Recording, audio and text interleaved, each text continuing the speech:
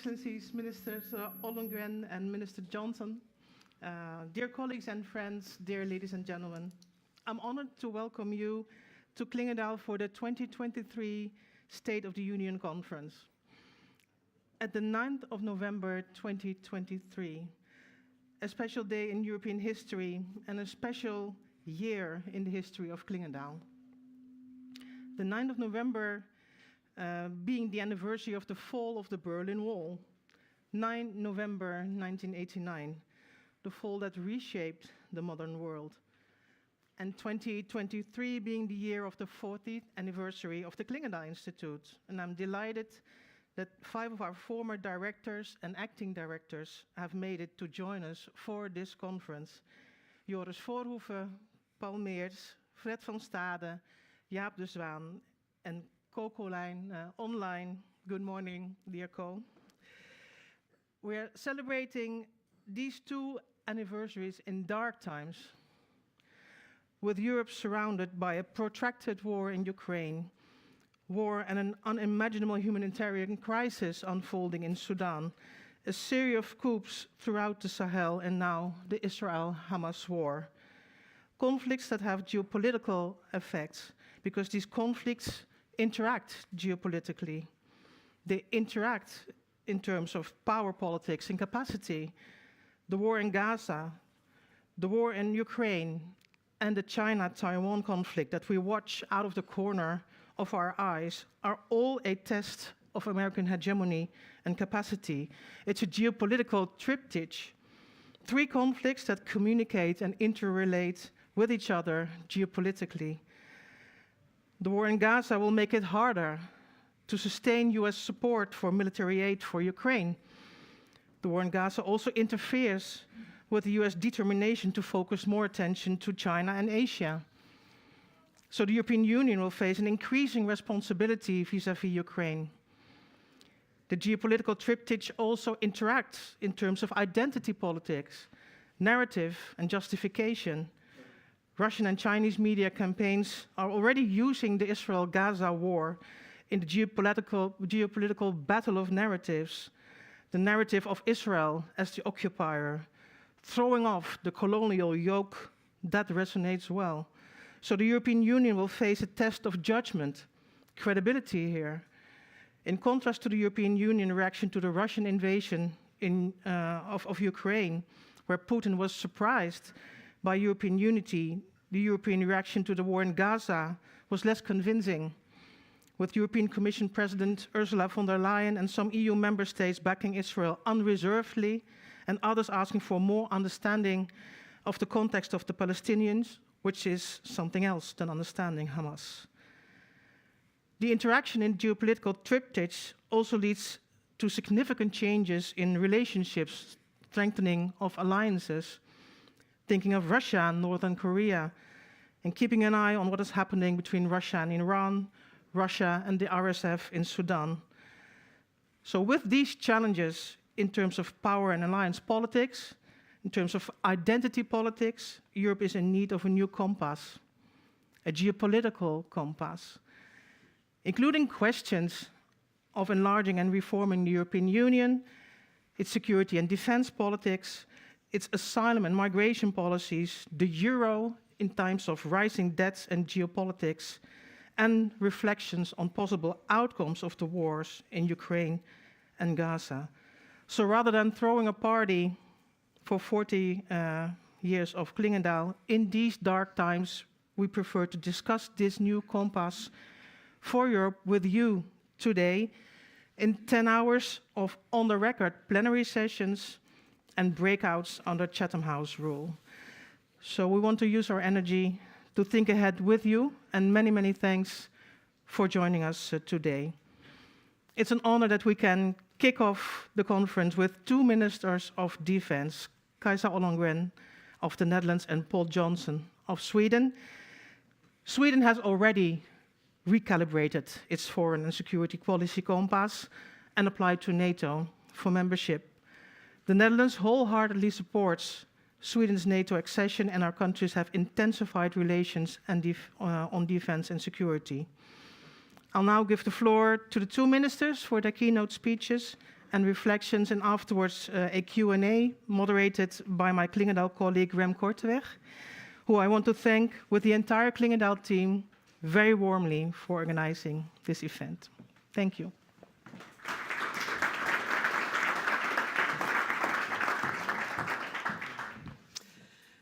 Good morning. Thank you very much, Monika. Welcome, Paul. It's great to have you here. And it's an honor for me to be here today and to address you, being a former student of this institute. And I'm not going to mention how long ago that was. And as you said, Monika, today marks a joyous occasion. Two joyous occasions, perhaps. The anniversary of the fall of the Berlin Wall in 1989 and 40 years of Clingendael. But at the same time, I think we're all afraid that the world around us doesn't give cause for much optimism. And I think it's fair to say that we face the most serious threat to global security for decades. And I want to talk about the two most imminent crises. Of course, notwithstanding other crises, wars, and threats around the world. So I will talk briefly about Russia's invasion of Ukraine and the situation in the Middle East. Sometimes we wonder, how do we find ourselves here in this place where we are? And amongst ministers of defense, we sometimes almost joke that we've become arms traders. We're brokering deals with industry and with other countries to provide Ukraine with the weapons and ammunition that it needs. And we're sending our own air defense systems to Ukraine to protect civilians, to protect their critical energy infrastructure against Russians' indiscriminate attacks that are only meant to cause harm. We're training Ukrainian military on our weapon systems, on the Swedish CV-90s, on our Dutch Alkmaar-class mine-hunting vessels, on the American airframes, the F-16s. And we train Ukrainians in modern warfare, the way we feel, we know that you should engage in war. But at the same time, we're looking at pictures that remind us of World War I in Ukraine, in Europe, on our continent. The Russian war didn't start in 2022. It started much earlier in Ukraine. And the invasion was more or less announced by Vladimir Putin, the autocrat, that we chose to rein in, to encapsulate with economic relations for a very long time. And I think we underestimated the revisionist conviction behind the intention. At the same time, Putin, of course, have also underestimated. He's underestimated our unity, and he's also underestimated his adversary. President Zelensky and his government, we will never forget this, they refused the ride from Kiev and instead asked for support, for weapons. And instead of a 3-day lightning campaign, the Russian army managed to get stuck. And also that we should not forget. They managed to get stuck in a 60 kilometers long queue on the road to Kiev. They caused a traffic jam instead of victory. And so what should have ended in a victory parade ended in humiliation of what they themselves feel is the world's second strongest army. And that means that the Russian army and that Putin has reached none of its strategic goals. And if it were not an autocracy, they would probably have withdrawn and the war would have ended. But that's not the situation that we find ourselves in now. So instead, the Russian army has dug itself in behind enormous minefields, making land useless for decades, probably. And it's bombed cities into ruins. And the offensive they carried out now, they come at huge costs in Russian lives. And its commanders are forcing soldiers forward to certain death, leaving their families oblivious of their fates. So we must continue in our support, and we must make sure that Ukraine will prevail. We must be and remain united, as Ukraine's leadership must remain united against the Russian invader and against this Russian aggression. I think, and I visited Ukraine for 4 times now during this large-scale invasion, I think the population is determined not to pass the war on to the next generation, to their children and their grandchildren. They want to create peace and freedom. And we, Ukraine's partners and allies, we can and we will continue to support their fight. And when I was there last week, a Ukrainian soldier who had witnessed it, the first part of the war in Mariupol, he said to me, "The light will win." And I thought that was beautiful. And that is what many people in Ukraine say and firmly believe in. And then if you think about the European Union and Europe as a peace project, because I think that is what it is in the end, a peace project, because peace has been kept within the European Union. Wars, they've been close. We all remember the 90s and the Balkans, but they've never been inside the Union. And for countries outside the European Union, the membership is both a reward, but also a guarantor of peace and stability. And after years of wars and nearly 2 years of full-fledged invasion and destruction, Ukrainians, they yearn for freedom, for economic prosperity, for peace. And that is the aspiration, I think, of every candidate member state. European membership, where you are bound by our treaty with its rights and its obligations, is a confirmation for Ukraine of its future and its place in Europe, geographically, but also legally. And that long-term goal, and also, of course, NATO membership on the horizon, that puts current questions that it faces in that perspective, and that's important. So that's why we have to continue our support for Ukraine, for their population, but also for us. We also do it for ourselves, for our ideals, for our values, on which the EU and our societies are built. That brings me to the Middle East. The 7th of October, the terrorist attacks by Hamas. Families were murdered in their homes. They abducted hundreds of people. They committed crimes that are really beyond comprehension. And it's unleashed an unprecedented spiral of violence in Israel and in Gaza. And the immediate response by Israel was, of course, completely justified, an act of self-defense. Hamas must stop their military activities. They must release the hostages. And the threat of Hamas to Israel is a real threat. The threat from Hezbollah is perhaps even greater if you think about weaponry and capabilities that they have. So Israel has a right to self-defense. There's no one denying that, I think. On the contrary, a safe and secure Israel is the goal of many of its international partners, as it is of the Netherlands. And I think the two-state solution, so it was a long time that everybody said the two-state solution is dead. It's not. It's because it's the only solution, including a viable Palestinian state. It's a key requirement for the safety and security of both Israelis and Palestinians. And the destruction of Gaza and the mounting Palestinian death toll, it does take us further away from that goal.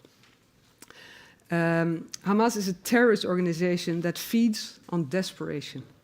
It can only be rooted out by restoring hope, and that requires a perspective of equality, prosperity, and democracy for all. And the people in Gaza must not be collectively punished for the crimes of Hamas. The use of force is rightly limited by international law, and that's not an à la carte menu. It is our moral and legal obligation to call on other states to respect it, including the principle of proportionality. And the international community is calling, at the very least, for pauses in the fighting to allow humanitarian aid to reach the people of Gaza. And the Netherlands is working with allies to find alternative routes, for example, by sea or through the air, to bring the much-needed food, water, and medical supplies. Which brings me back to the values and the fact that we now must act in a world that resembles the principles on which we have based our own societies. For otherwise, what are the ideals that we say we hold dear really worth? And for Europe to be able to defend those values, principles, and ideals, it needs to step up its game. I think both within NATO, where we hope Sweden will soon be a member, and also within the European Union. We can no longer be dependent on others for our security. And we have to learn, or perhaps relearn, deterrence. The EU cannot be a soft power without hard power. So building on the lessons from Ukraine, we must do more to strengthen Europe's ability to act. And that means, on the long term, structural investment in strengthening our armed forces. Making sure that we invest smartly by buying, maintaining and training together. So sourcing Europeans where possible. User groups that we have one with Sweden on the CV90s, that helps. Especially if we actually have the same product. That's not only interoperable, but interchangeable, having exactly the same. And frankly, that's not always a given, as countries chose different setups and different specific, they add specifics to their capabilities. And we've learned that the hard way, and especially Ukraine has learned it the hard way, because we have exported our fragmentation to Ukraine. I very much welcome the initiative by the European Commission and also the work by the European Defence Agency that supports industry and brings sellers and buyers together. These are really good steps, but they're only first steps, I believe. And I think we should do more, and we should be more ambitious. And too often the reflex remains to protect national industrial vested interests. Prioritizing the defence industry as a key portfolio in the new European Commission is one of my recommendations when I am in Brussels, and I will push for when working on the new European Commission. Intensifying cooperation between armed forces in Europe. And I think we must be able to act together, and therefore you have to work together. And I think the Dutch-German army cooperation can be an example of how you can do that, which is really complete integration. And that makes us stronger, not only the two countries, but also NATO and also the European Union. More European responsibility for security in our own neighborhood. I visited the EU mission in Bosnia this week. I think it's a good example. On the one hand, you don't, you feel we shouldn't have to do it for decades and decades, but at the same time, there's a real threat, a real instability, and this mission really helps. So that's why it's important.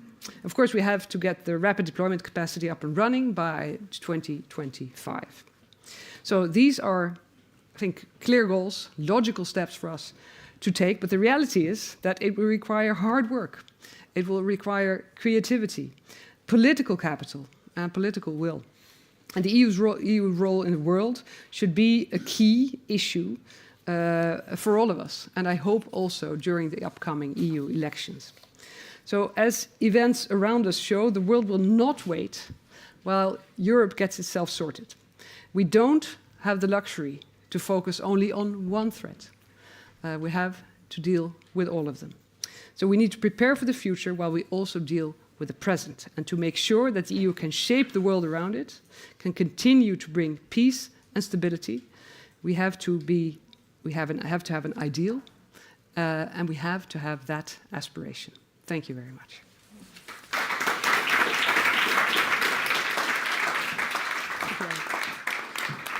Thank you very much, Minister Ollongren.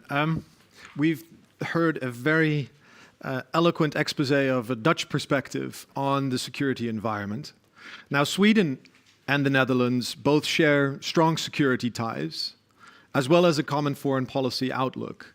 Both are countries with a strong maritime tradition, believe in the importance of the transatlantic relationship, but also are steadfast Europeans. Both governments are showing leadership in light of Europe's challenges, pushing for stronger EU action, as we've just heard from the Dutch minister.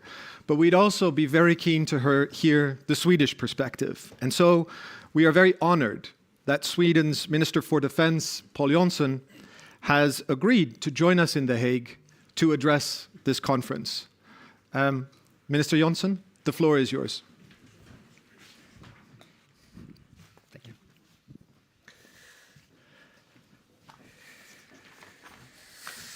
Thank you, Rem, for those kind words of introduction. We met, I realized we met 20 years ago, first time. Obviously, as you understand, we were in middle school then, so it wasn't, no, honestly. And Monika, great to be here. Congratulations of the 40-year anniversary. I think that the Clingendael Institute is really a role model for all think tanks in Europe. You have inspired so many new ideas that's also actually been implemented. So once again, keep on the good work. It's a great inspiration to be here. Also to Kajsa, thank you very much, both for your eloquent speech, but also for having a good bilateral this morning. I think there are so many things that we share. I'm going to come back to that in my remarks, and we're truly lucky to have you as one of our closest partners as well. But we don't want to be partners any longer. We want to be allies. And I think when we become allies, full-fledged members of the Alliance, we're going to deepen our cooperation even further. And we meet at so many venues that we share. We're both in the EI2, we're both in the Northern Group, we're both also in the Joint Expeditionary Force at the table at EU and NATO. So I think it's great avenues for us to also to deepen our cooperation. I could echo many of the things that Kajsa said here, but let me just share a few remarks then on the outlook that we share between Sweden and the Netherlands. Both Sweden and the Netherlands are committed Europeanists. We think that Europe needs to take a stronger and greater responsibility for its security and defense. I think that's really a core. We are committed to the European ideas. But we're also ardent Atlanticists. We think that the world becomes a better place when Europe and North America cooperates, and also when we have effective and good cooperations between the EU and NATO. So we share being both a good Europeanist and a strong Atlanticist. That can certainly go hand in hand. I always say when we become full-fledged members of NATO, we can also intensify our role inside the European security and defense policy. There is no zero-sum games. There's win-win between a stronger EU and a stronger NATO. That's a core thing. A third aspect that Sweden and the Ukraine share is also our commitment and support for Ukraine in all forums. I think we're both two countries who punched above our weight when it comes to supporting Ukraine, both in the civilian means and in military means, and we're in it for the long run when it comes to supporting Ukraine. This is really a critical mission for both our countries. I think these three perspectives, the EU-NATO cooperation, and Ukraine, also fits quite well into the perspective of this conference, actually, where we are right now in the post-Cold War era for Europe. And we are indeed, if I should just a few remarks then on the EU and where we're heading.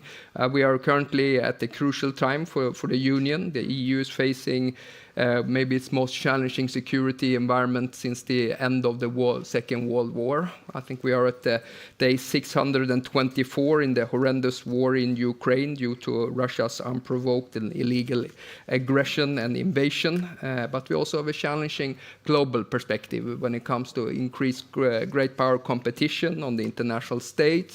We have to handle an increasingly assertive and aggressive China. We have continued instability in Sahel. And of course, as you said, we're also challenged with the alarming developments in the Middle East. So obviously, security and defense is certainly moving up on the political agenda inside the EU, and that, of course, for very good reasons. And therefore, the EU doesn't have the luxury to look inwards or to take any kind of strategic powers. We actually have to have a broad band of being a global actor, and we have to handle multitudes of challenges at the same time.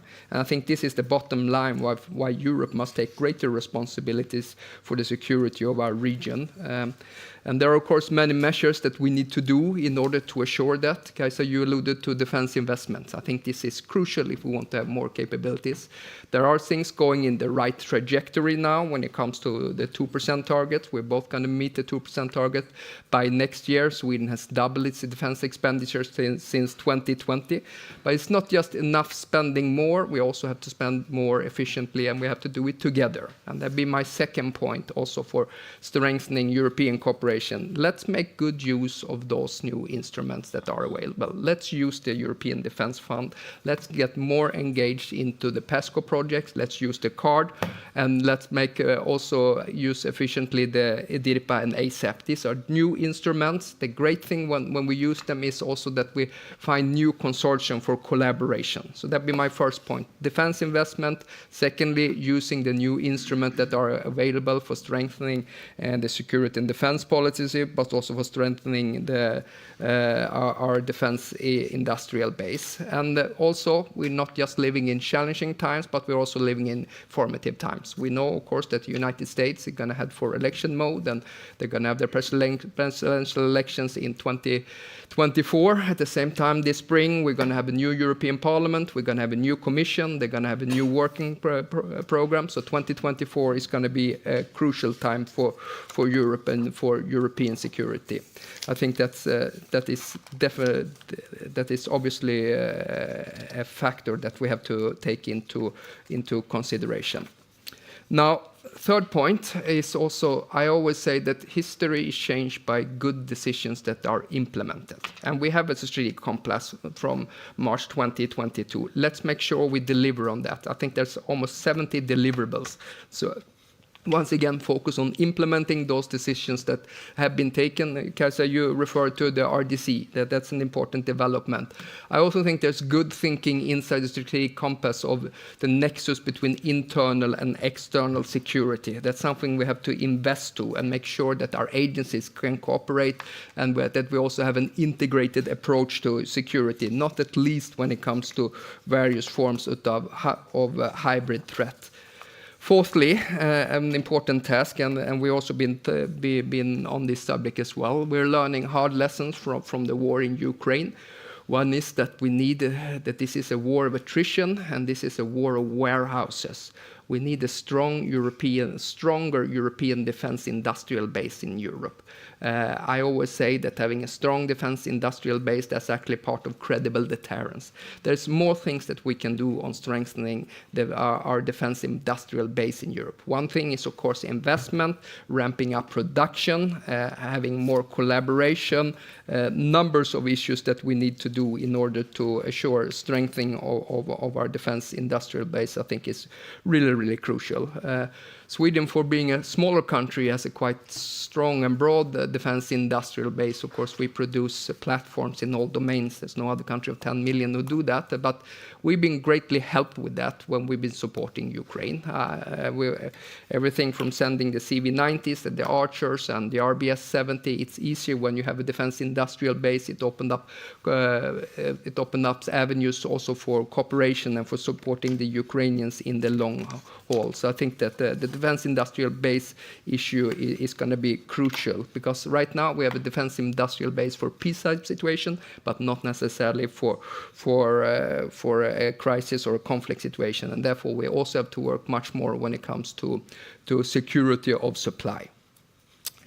Kajsa, you were on something that's absolutely crucial as well. Another lessons that we learned from this war is, of course, the importance of interoperability, standardization, and interchangeability as well. We need to produce platforms that are interoperable and that they can communicate with each other, but with standardization when it comes to ammunition and supply parts as well. That is really essential in order to do coalition warfare. Now, second part being partnership, to my mind, the common challenges requires common action. There is a number of things that the EU can do, of course, for further expanding this. During the Swedish EU presidency, we also arranged a seminar in regard to the Indo-Pacific region. We invited political leaders from there. I think the EU has to engage more into the Indo-Pacific. Kajsa, you and I, together with 3 other defense ministers, also attended the Shangri-La Dialogue, together with the High Representative and also former Minister of Defense Oleksiy Reznikov. I think that kind of engagement in the Indo-Pacific is really crucial. Obviously, there is a connection between what's happening in the Euro-Atlantic region and what's happening in the Indo-Pacific. So an increased focus on the Indo-Pacific for the EU, I think, is really crucial. EU-US relations, of course, being absolutely critical for the transatlantic link. Let me also say that on EU-NATO relations, EU and NATO has never cooperated as closely as they have in the run-up and during the war in Ukraine. I think that is very good. It's something to build on as well. We have the third declaration between EU and NATO cooperation, stating that EU and NATO should intensify their cooperations when it comes to space, when it comes to new and emerging technologies, and also when it comes to climate change. And let's transform that joint declaration also into an action plan. History is changed by decisions that are implemented. I think that is something is really crucial as well. Hybrid threats. Thank you for the Netherlands, the important work that you're doing when it comes to military mobility. This is something that's absolutely crucial in order to assure credible deterrence as well, that we are able to move assets and capabilities within the Euro-Atlantic area. So partnership for me is also very important if EU should become a stronger geopolitical actor. Now, last point, just briefly then on Ukraine. Of course, this is the defining challenge for our generation. What is crucial, of course, is that Ukrainians can win this horrendous war and that they have the perspective of joining EU and NATO. And that is our core mission, and we're very dedicated to that. It's absolutely crucial.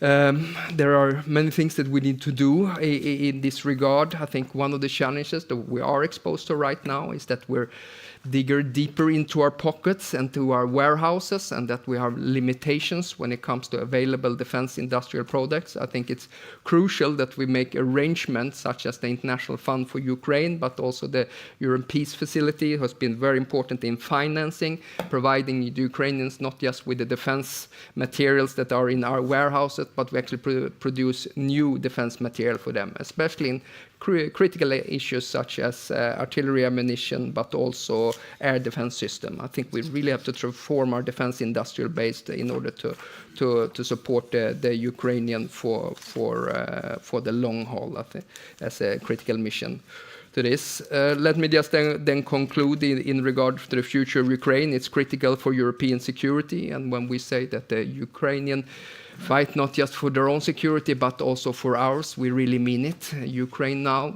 to my mind, is the shield against Russian military expansion. If Russia would be successful in Ukraine, I think that the pressure would mount on countries such as Georgia and Moldova. It would increase also pressure on NATO.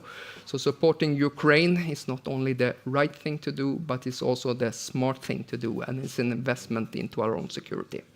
I'll stop there. Thank you very much.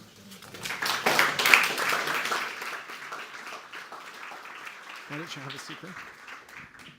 Yep. And, okay. Ms. Ollongren. Thank you very much to both of you. I think two fantastic introductions and overviews of how Swedish and Dutch defense policy thinking has changed and the challenges that you highlight. What I'd like to do over the next couple of minutes is have a brief conversation with you about some of the elements that you mentioned and some of the elements that you didn't mention, and then open it up to the floor for questions. Minister Jonson, you very eloquently also described how Swedish defense policy has changed in response to the Ukraine war, or the war in Ukraine, I have to say. Minister Ollongren, you also mentioned that the Netherlands is stepping up, committing more resources, committing more equipment, but both of you have also signaled in different terms the necessity to stay in it for the long haul. And this, I think, is going to be the main challenge. And the simple question is, how do we sustain that? Minister Jonson, you mentioned that this is a war of attrition. It's a war of warehouses. You also said we have the warehouses for peacetime, not necessarily for wartime. And then if we look at how Russia is changing its economy to become more geared towards producing military equipment, is our response so far sufficient? Is our response sufficient in terms of the equipment that we're able to produce, but also the political support that we're able to sustain to do it for the long haul? I'd like to ask your reflections on this first, Minister Ollongren, and then Minister Jonson. Well, thank you. I think it's clear from what both of us have said that we really have to step up our game here, because as we are all democracies, every step we have to make sure that we have the support of our parliaments, of our people. And whereas Putin is not bothered with that. So in an autocracy, you can simply change your economy into a war economy. And I think that is what we see happening. And that's why I think there are two things we have to be better in, become better in. First, sanctioning Russia, even more targeted. Every evasion of sanctions must be stopped. And we have to sanction more. We have to hurt Russia where it hurts. And we're not doing a good job there now, not good enough. And secondly, we have to change our own way of addressing these issues. So the peacetime approach to defense industry and to our own stocks and warehouses is not good enough now. And we see the production has increased, but not enough. And we have to be more innovative. We have to be more creative in how to deal with this issue. So we cannot just depend on the way that we dealt with this before. Now our budgets have increased. And we will be there at the 2%, and we will remain at the 2%. I'm very certain of it. Also in the Netherlands, you see very broad political support for it. But for that money, we want more security. We want more capabilities, not just higher prices. And that's extremely important. And that's why we have to engage with the defense industry. We have to make sure that they increase production, not only waiting for contracts to be signed, simply increase the production. The only buyers are us, the countries, the military in EU and NATO countries. And it's not just a European issue. I think the United States is facing exactly the same problem. So this transitioning from having a peacetime attitude to having a more deterrence face of wartime attitude is what we're doing right now. And we have to really do everything that we have in our powers to make that happen. Thank you. Minister Jonson, you mentioned that Swedish defense budget has doubled since 2020. Is that a structural change, and how is that going to be ingrained in law, or is that something you expect to be subject to political negotiations every time there's an election, or is this really also a new mindset that you see in Sweden, that this is the new reality that Sweden confronts? Well, it comes after decades of underinvestment into our own forces as well, and not having to struggle with things such as security of supply and also to civil defense. But I think that for us, when the war broke out, that was a rude awakening. Also remember also that Swedish security arrangements back then, of course, being military non-aligned, made us draw some important lessons. I know we talked about it last night, but when Foreign Minister Lavrov presented his legally binding treaty stating that Sweden and Finland would not be allowed to join NATO, i.e. being part of the Russian sphere of influence, that did not go down well in Stockholm, I can assure you. You know that we would be, and also that NATO would remove its assets and capabilities to 1997 borders, totally unacceptable. The other one, of course, was when the war broke out, and then you look at Ukraine, and they are also a partner to NATO, just as we. And NATO supports its partners, but it defends its allies. And I think we drew that lessons that if you want to have access to Article 5 and NATO's common defense planning, you better join the alliance. But just joining NATO is not enough. You also have to not just be having a desire to get Article 5, you have to be serious about Article 3 as well, building your own national defense capabilities. So we will continue to be significantly over 2% for the coming decades, and it's really important for us as well. Just, if I could, just a few reflections then just about the Western support. And I think it's important that we keep things into perspective. On balance, this war has been a military and political disaster for Russia. I mean, in the beginning of the war, the Ukrainians were outgunned with a 1-12 when it came to the Battle of Kiev. I think there's three things that's been very inspiring. First is the Ukrainian will to fight. You know, you can send whatever platforms and technology you want, but if there isn't the will to fight, but they showed it. The other one is the resilience of the Ukrainian population, and that teaches us something as well. On having a strong society is also very important. And the third is Western support. And you can always say we did too little and too late and so forth, but at least we were able to put together 12 new brigades for the Ukrainians in 6 months' time. I'm very impressed with the US military leadership in the Ukraine Defense Contact Group. Now things are challenging and difficult as of now. But we don't do this because it's easy.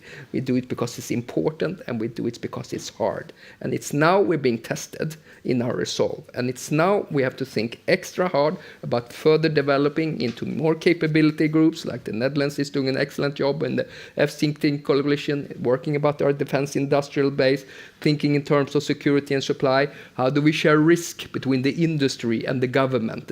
Now we're going into a longer structural phase. But I mean, we have chosen the path. Ukraine is going to become a member of EU and NATO. When we're going to be steady on this, and if we wouldn't be, if Russia would win this horrendous war, we would have a lot more problems than we're having right now. So so it's really about continuing this endeavor. Yeah. Thank you.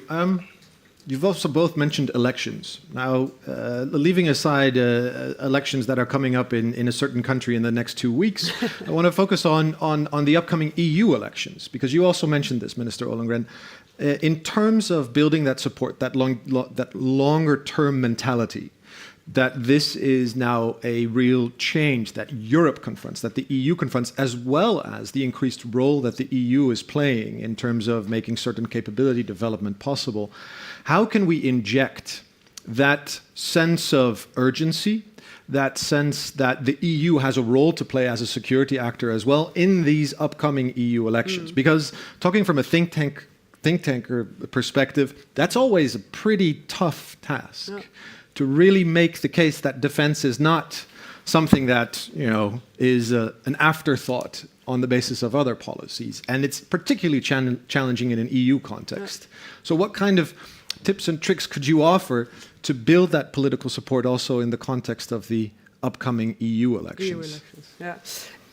It's difficult. It of course depends a little bit on your perspective. So if you are in Estonia or one of the Baltic countries, I think your perspective is a little bit different on this issue. We are a union of countries. There has to be an angle that appeals to the people in that specific country. If you now take the Netherlands, I think we have felt relatively safe for a very, very long time. And you see there's a difference also between the Netherlands and Sweden. We're very much like-minded on many issues, but the attitude in the population in Sweden, I think there is, even though not being in the two world wars, there is this awareness of the Russian threat during the Cold War that was much more apparent in Sweden, and also, of course, in Finland. That is why this huge step of applying for the NATO is really a huge step in Sweden. Politically, for the society, but I think the support in Finland and Sweden, the popular support for NATO, is because of the threat was experienced as a real threat. And I think that is the debate we also have to have in Europe. Why the war in Ukraine is a real threat to us, a security threat, a threat to the values that we share, which is about democracy, rule of law, and everything. We really believe in that there are core values of the European Union. And like I said, there is no soft power without the hard power. And I think that is something that we have been neglecting for a very long time. And then, of course, the second thing we could and should inject, I think, in the debate during the dialogue that we're going to have, political debates, is the United States. Because I value them as much as Paul just said. They're doing a tremendous job in leading the coalition for Ukraine. And they're extremely important. And that's not changing. But the leadership might be changing. And we've seen it before with the Trump administration. And I don't know what's going to happen, but I hear what Donald Trump is saying. And he's going to say it again. And he's saying he's not going to step in if Europe faces a security threat from Russia. And that's really important. And I think people have to be aware of this fact.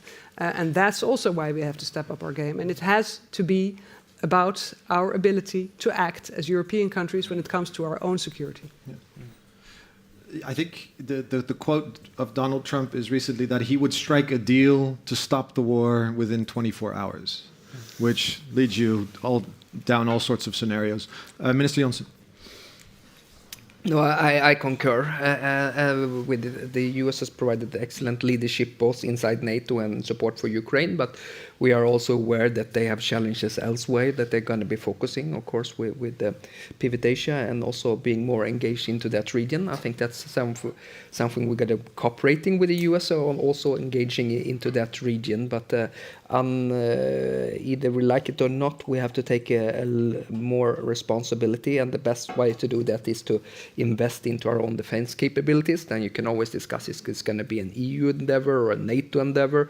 I feel very comfortable with NATO and Article 5 and the common command structure. NATO is a functioning military organization, so I think that the great valid value of NATO is its collective defense capabilities. Then when it comes to meeting challenges of hybrid threats, nexus internal, external security, then I think EU is a good security provider. But we have to put our money where our mouth is, and it's going to be for the long run. You mentioned hybrid threats, and I want to follow up on that because we've talked a lot about support for Ukraine, shifting our defense industrial base to continue to supply military equipment, this war of attrition. But at the same time, things are also happening in the hybrid space in our own backyard. Not to mention certain threats to underwater infrastructure. We've had a number of incidents over the past couple of months, most recently also with the Baltic Connector. What kind of steps should Sweden, the Netherlands, together or either in an EU context, undertake to become more resilient to these hybrid threats that are critical to the functioning of our economies, of our societies? Maybe Paul should answer Okay. that one first. Otherwise, Okay. I'm going to give the answer, and then Okay. we're saying the same thing. I think. Yeah. You're doing excellent work here at Clingendael as well on EU-NATO cooperation together with the Swedish government, and when it came to hybrid threats, greatly appreciate that. Just to think what we've been doing nationally then. We have been doing quite a lot. Since a couple of years back, we have a new agency for psychological defense, was being specifically tailored in order to identify, analyze and debunk disinformations, because this is a fact of life. We are revamping our cyber operations center, looking at the British model, where JCHQ is responsible, and our signal intelligence is going to be having the lead responsibility for a new cyber operations center. We imposed a new National Security Council and a new National Security Advisor. I mean, this goes down to whole of government, but even better, whole of society. For the first time in 70 years, we actually have a new Minister for Civil Defense, Resilience and Cyber Security. And he moved into me at the Ministry of Defense, because we're also working on the resilience and our total defense concept. And I'm never going to get the bang for the buck for those billions of money that's coming now to military defense if we don't have a strong and resilient society. And that's, I think that is really crucial when it comes to critical infrastructure. So we're taking a number of measures at home also to strengthen our guard and enhance resilience. And again, whole of society endeavor, building awareness, I think, as well. Yeah, that's very different from the Dutch context in a way. Whole of society, whole of government, total defense.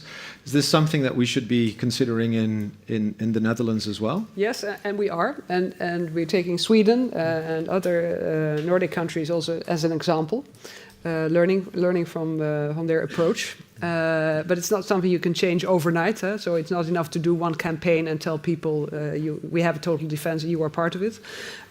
So that's really something we have to think through. One of the things we're doing is what we call in Dutch the Dhian, which is the sort of Swedish type of engaging with young people without having conscription for everybody. And that's the first step also in that direction. And I think we're not only talking about civilians, we're also talking about industry.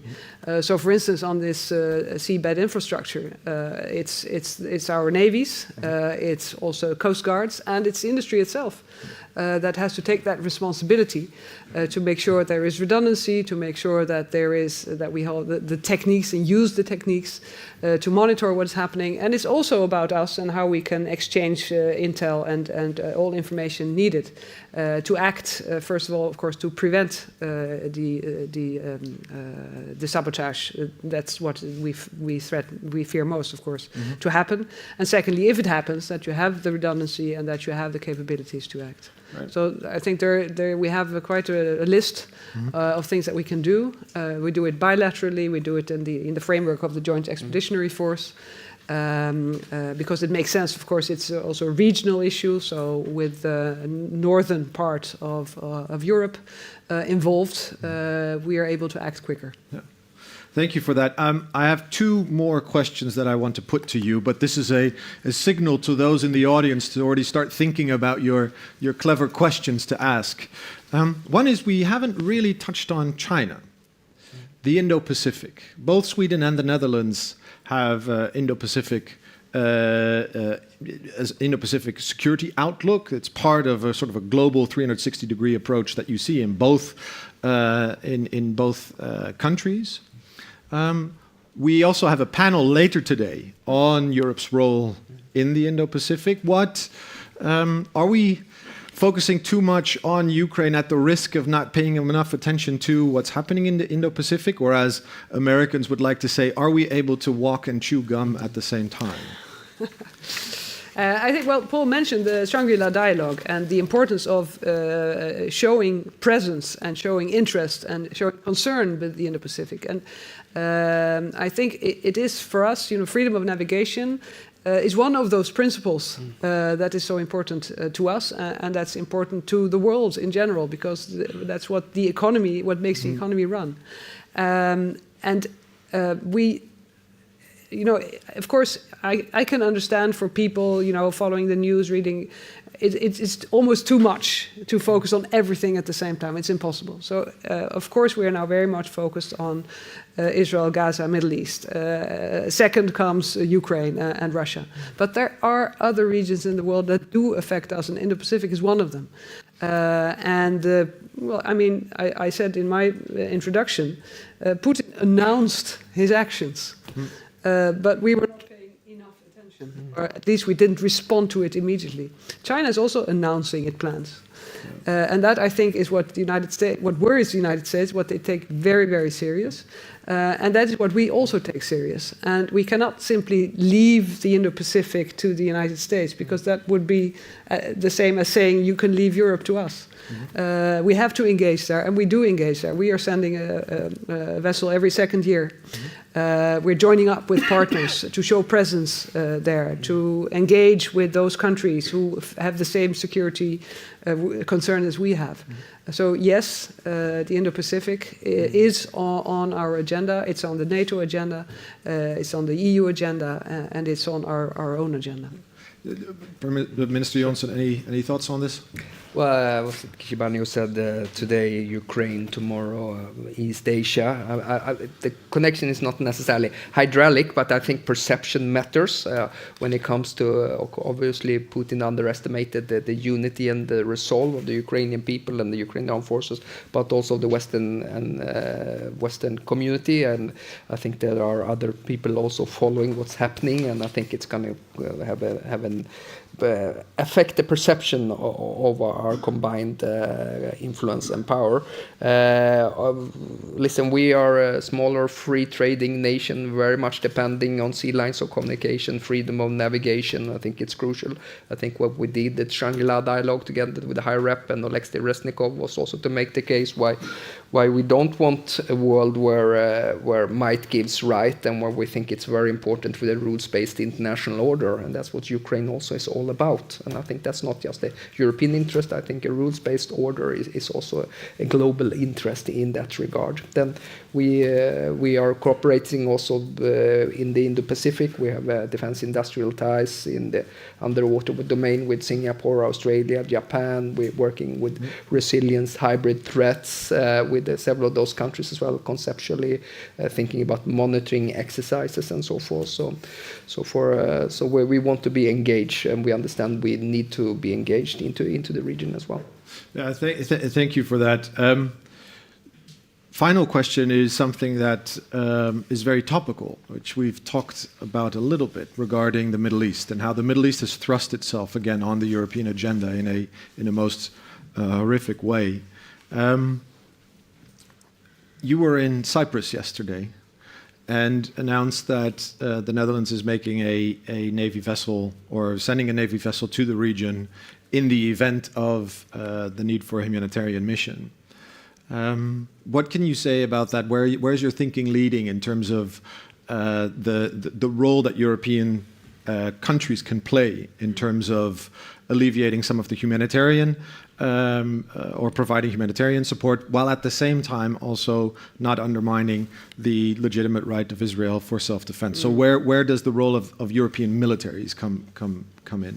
Well, I think it's a very good question, because normally you wouldn't come in militarily to do humanitarian aid. That is not the way normally you deal with these things. But what is happening now in Gaza is that millions of people are out of any kind of help. That humanitarian aid cannot enter and that the people cannot leave. That's the fact on the ground. And that means that we do two things. As the international community is really emphasizing that to Israel, that we expect them to abide international law. And that means admitting humanitarian aid for the people in Gaza. There's only one way in now. It's the Rafah gate. And what we're seeing is it is too little. It takes too long time. And we don't have a real assessment on the ground in Gaza and what the people need.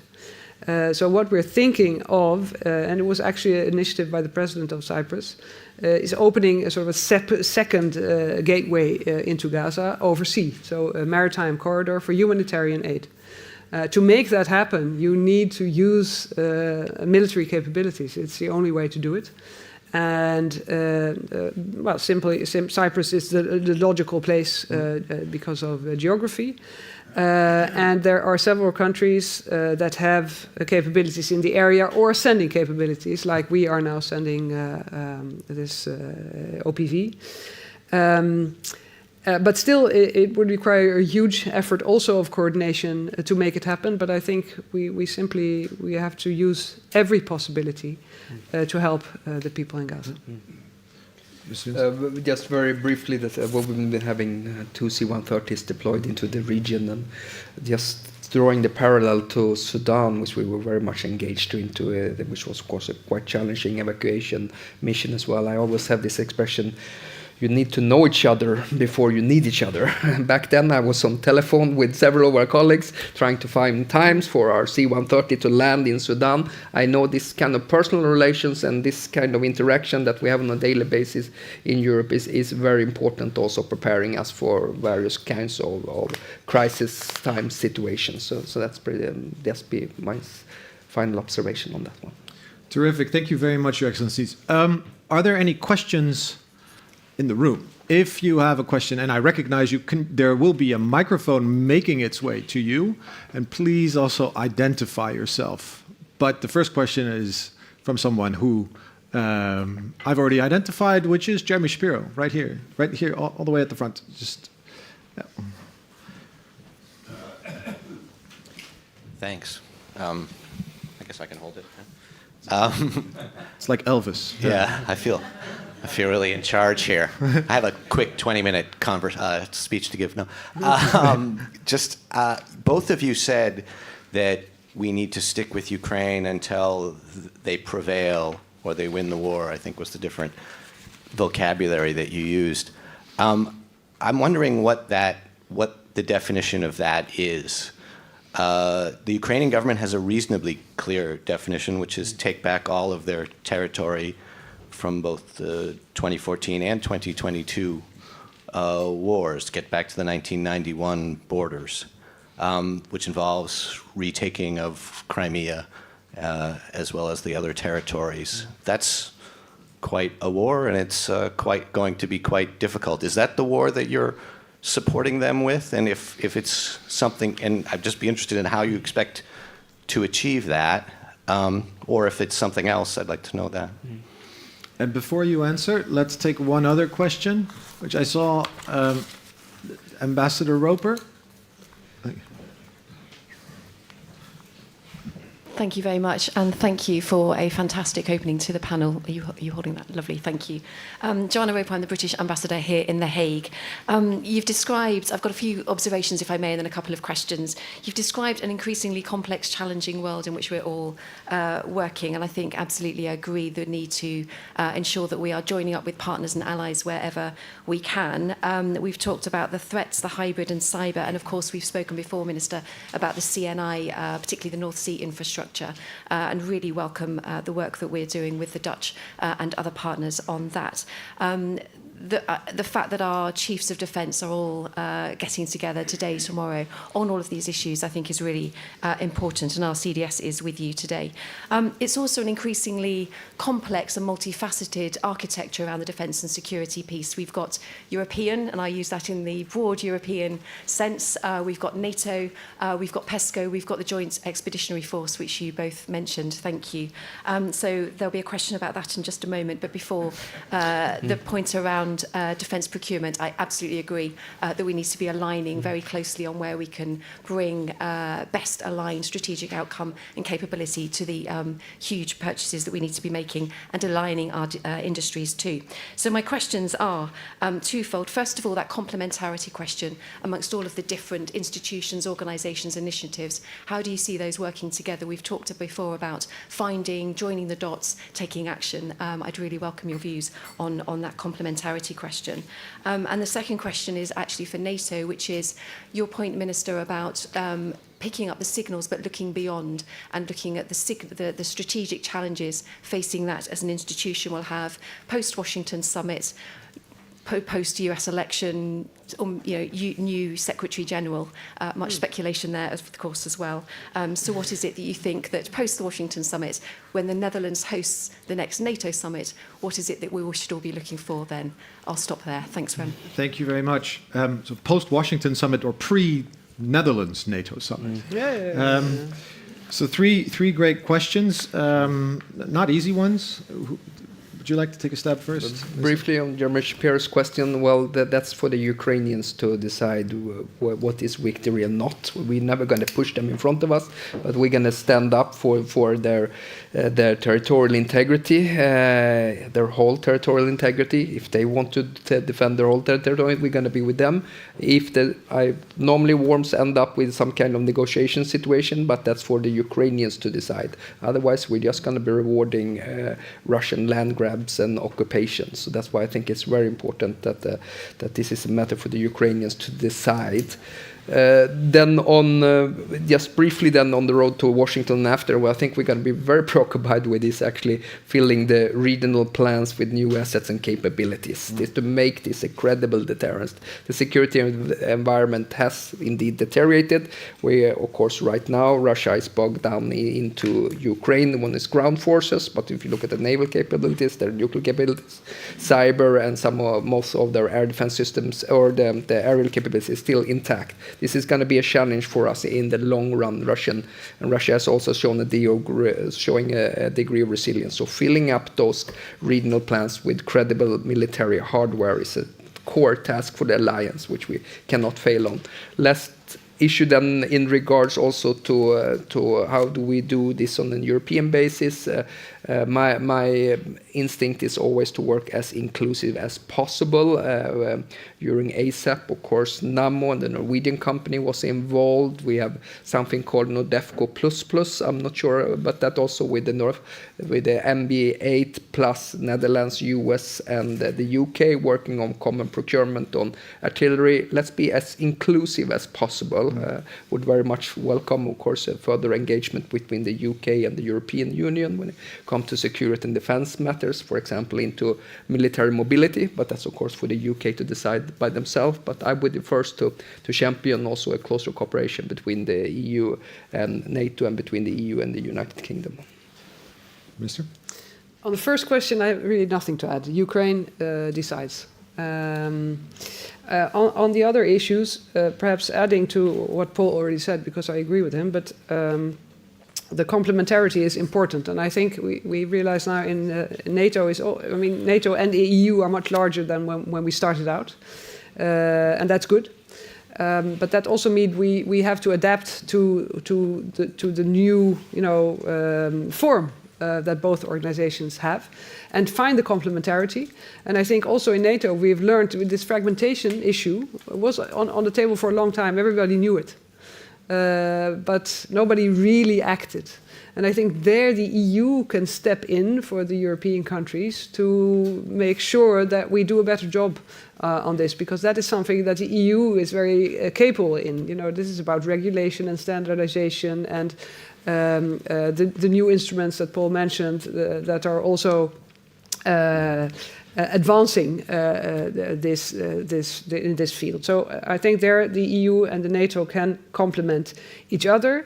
Having the NATO military standards and having the EU industrial approach into applying these standards also in the defense industry. We really must leave the idea that everything that is related to defense is a national competence. We have to make sure that it's also European, otherwise we will not get there. And I think, for instance, the Joint Expeditionary Force, it's going to be, when Sweden is an ally in NATO, it's going to be all NATO countries. But still, it's a group of like-minded countries with a regional connection, able to act very, very quickly. And that's also complementary to NATO. So, for instance, if there is some kind of security incident or an issue, we very quickly can get together and we can also very quickly decide upon a course of action. And that's also what we do these exercises with these 10 countries to make sure that we are ready in that kind of situation. So even though sometimes you meet the same countries and then the same colleagues at different tables, you have different added value depending on what table you are at. And of course, every time when we meet in the EU format, I miss my British colleague, but that's not, of course, something up to me. And I think we're managing really well post-Brexit now on all important issues where we have to cooperate with UK. I've said often Brexit did not change geography, and it did not change the importance of our cooperation with the UK in every security field. So for post-Washington, I think there we also are looking into the implementation of the planning. As Paul also said for the strategic compass, that's also true for NATO. And I think NATO, with so many countries, so different also in capabilities, in size, in geography, we really have to look at where is the complementarity. And I think that the German-Dutch cooperation of our armies is really an example that I hope that other countries will follow. And I know also in the Nordic countries, Sweden, Finland have similar ways of cooperating. That is going to make us stronger. I really believe that is the way forward. We are not going to act alone when it comes to deterrence and defense. It will always be in NATO or EU or UN cooperation. So being able to actually to do this together, to be organized together, to exercise together is vital to our security and defense. So I hope that working towards Washington and then towards the summit that we will host here in the Netherlands, it's going to be based on the new force model, but then actually making it happen because we are putting the things on the table that NATO needs. Perfect. Any other questions? Yes, I see Robert Farla there on my right-hand side of the stage. Robert Farla, Dutch Ministry of Foreign Affairs. Thank you, Rem, for... we are under Chatham House rules, so I'll ask an easy question. We're actually we have a couple of hundred people online, so okay. I don't know if we're going to be able to manage the Chatham House part. Okay, but let's give it a try. We have already mentioned the upcoming Dutch elections, the European elections, but my question is about the third important election next year, of course, the American elections. Are we Europeans aware enough of what a second Trump administration would mean for our defense, for Ukraine, and for our security?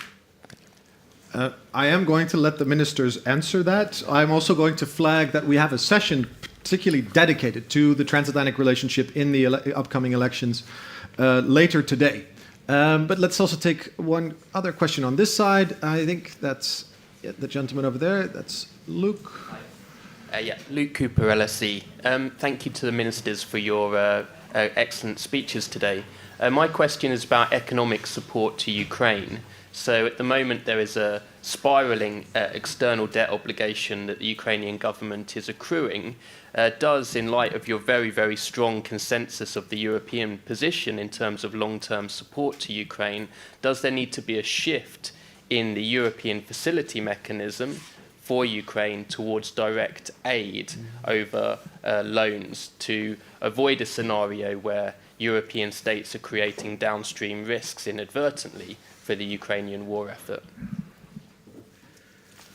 Thank you for that. Do you want to go first? Sure. Well, you are talking to defense ministers. I'm not sure it's really our expertise, especially as it's not Chatham House rules. But in general, I would say we have to support Ukraine in many ways. And I think yesterday was important. The European Commission announced that it feels that Ukraine is making progress on all 14 steps. There are some, I think, 4 specific steps that they have to increase their efforts. And I think Ursula von der Leyen rightly praised Zelensky and his government for, while fighting a war, also preparing for accession to the European Union. And that means that our partnership with Ukraine is much more than the military part that we're doing. And it also, so it has to also be about looking into how they can sustain a war economy, war budget, and preparing for after the war and their entrance into all structures, European Union and every other structure that they need and that we want them in. On the Trump question, I think I already said everything I can say on that without Chatham House rules. But I think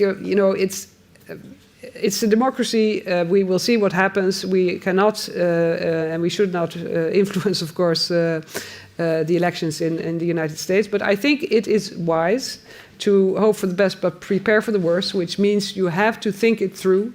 We've been there before, so we are warned.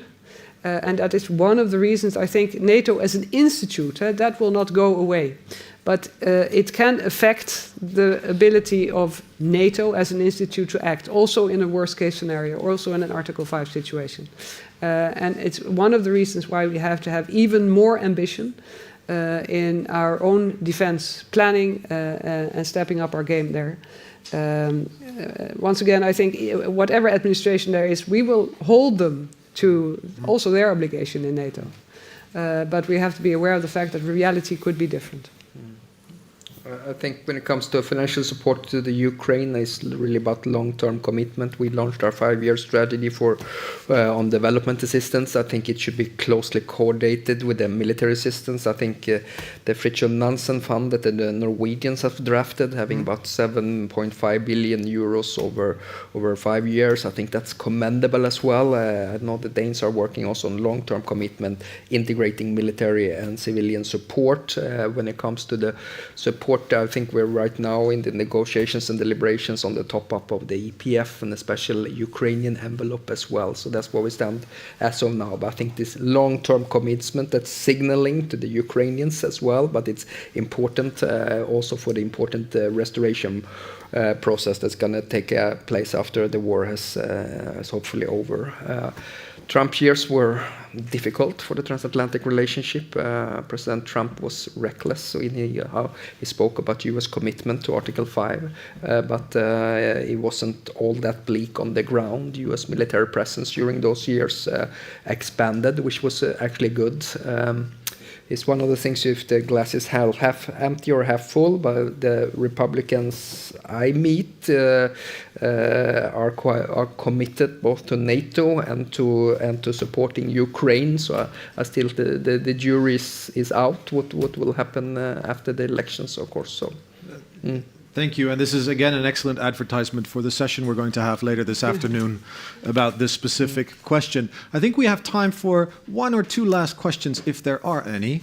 There's one all the way in the back. Sander? Hi, I'm Sander Terweijer, Senior Economist for the Center for European Reform. I have a question about Germany. The German economy, on balance, is stagnant for 4 years. There's a palpable sense that they have to tighten the budget. Do you think they're going to hit 2%? And if they're not, can the smaller European countries make up the gap? And you're not describing Sweden or the Netherlands as smaller countries, right? And then there was one more hand. Yep. Gentleman here, Jaap de Zwaan. Thank you very much, former director of Clingendael and Erasmus University. I would like to thank both ministers for the presentation, especially also I would address compliments to the Swedish minister, because I'm, as a Dutch citizen, very much impressed about the changes in the defense policy of your country, and let's hope that very shortly Sweden will become a full-fledged member state of NATO. My question, we touched upon shortly about the regime change in the United States, and we hinted also shortly on the relationship with China. I was wondering whether in the NATO context or in the EU or in both areas, are reflections already going on with regard to how to react on a regime change in Moscow, so post-Putin Russia? I have already certain ideas developed, because earlier on we developed, at least in the European context, certain partnership agreements and whatsoever, and because Clingendael is an institute developing future scenarios or scenarios for future policy making. What are your ideas about this? And let me add to that. Let me add to that we recently published a set of scenarios on this question, which come highly recommended, and our colleagues actually today, as we sit here, are briefing the NATO permanent representatives on that study. But your thoughts on post-Putin scenarios would be very welcome. Let's start with you, Minister Jonson, first. Well, I only have one thought, and that is not to speculate what's going to happen either in Moscow or Berlin. I think that's very difficult to say. Just in regards to the German commitment on the Zeitenwende, I strongly welcome that. To reiterate Sirkovsky, I worry much more about the military weak Germany than a strong Germany. We really need them on board. We'll be very interested in collaborating with Germany and everything we can do to encourage that as well. Just as us, they underinvested into their armed forces for a long time, and then you learn it takes some time to get effect. You can do it equally by procuring platforms. Then of course you can get up the budget, but then of course you have to implement those. You have to solve logistics, training. It takes time until it's transformed into real military power. But it's great that Germany are serious about defense, and I'll be the first to welcome it. In regards to development in Russia, I think it's very, very difficult to say, and I don't really want to speculate it. I welcoming that think tanks do studies and enhance their understanding about various forms of scenarios. Mr. Ollongren? Yes, well, on Germany, yes, of course I concur. I mean, the Zeitenwende, the 100 billion, were huge steps for Germany to take as their support to Ukraine. Also struggling in the beginning with the Panzerhaubitzers at the time, but we were able to join forces there and to actually take that step. And I think since then, Germany is one of the countries who's doing the most for Ukraine of all European countries. So really, really very important. And of course, I think we're all struggling a bit with the budget issue. We want to do the 2%. We're struggling on the shorter term to actually spend it, and on the longer term to sustain it. But we must. So it's also a question of priorities, and some countries, the Netherlands, Germany, we're not used in prioritizing defense spending, but we must. Also, perhaps at the cost of other spending, depending a little bit on the economic development and situation. For me, it's really not a question of if, but how. As when it comes to Moscow and the regime change, I think one thing important to remember for us and also our military and our children, they're always saying, I mean, the war and the military, that's one part of the solution. Winning the war is one part of the solution, but not the only solution. So in the end, also for Ukraine, there will be a situation of peace with Russia not going away. Of course, we don't know with what regime. Will we still be dealing with Putin? Will there be a regime change? In what direction will it go? But these things have to be thought through because one way or the other, Ukraine will have to relate to its large neighbor. which means that it will have to have the deterrence in place. That is why, while fighting their war, they're also transitioning their armed forces into having the strength of deterrence after the war. And secondly, also for us. And I think after the Cold War and after the collapse of the Soviet Union, well, that has failed. Russia itself has failed, of course. It's not become a democracy. Its economy has derailed, but we also have to learn from last time and see how in a next phase, and as far as I'm concerned, after also accountability.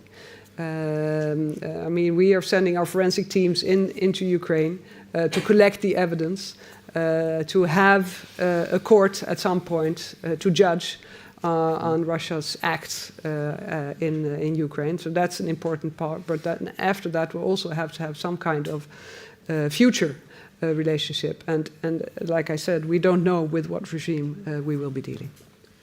Thank you very much. Thank you very much to both Minister Jonson and Minister Ollongren. We called this session Europe in the, for lack of a better word, the post-Cold War era. And I'm not going to summarize everything that's been described, but I want to thank you very much for giving us your very frank insights into how we should think about this post-Cold War era. You've mentioned the need for a longer-term approach, for being in there for the long run. You focused a lot on implementation. We have a lot of good plans, but how do we implement them? That's going to be the challenge. Also very much like the notion that with Ukraine, we're facing a war of attrition and a war of warehouses. That should really get us thinking about how do we fill those warehouses, and what you mentioned, that we should try to avoid exporting our own defense industrial fragmentation to Ukraine. So thank you very much to both of you for your leadership over the past couple of years and for your continued wisdom in making choices in these very difficult times. Before I ask you to join me in thanking the ministers, I'm going to make one housekeeping remark. We're going to adjourn for coffee, but on your name tag, you have little balls of either blue or gold. They indicate which breakout sessions you have chosen to attend. So the room you are in right now is the gold room, yellow. The blue room is just down the hall behind you, and that's the order in which it's indicated on your personal name tag. But with that, again, ministers, thank you very much, and I hope to welcome you back to the Clingendael Institute post-Washington Summit at least. Okay. Sounds great, Bram. Thank you very much.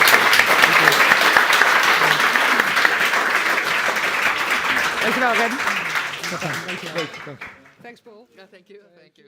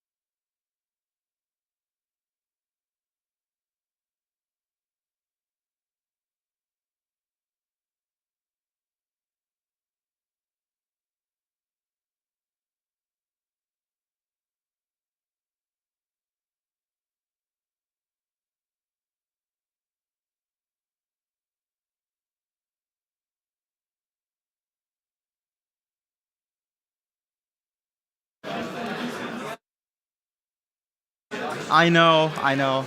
It's not working.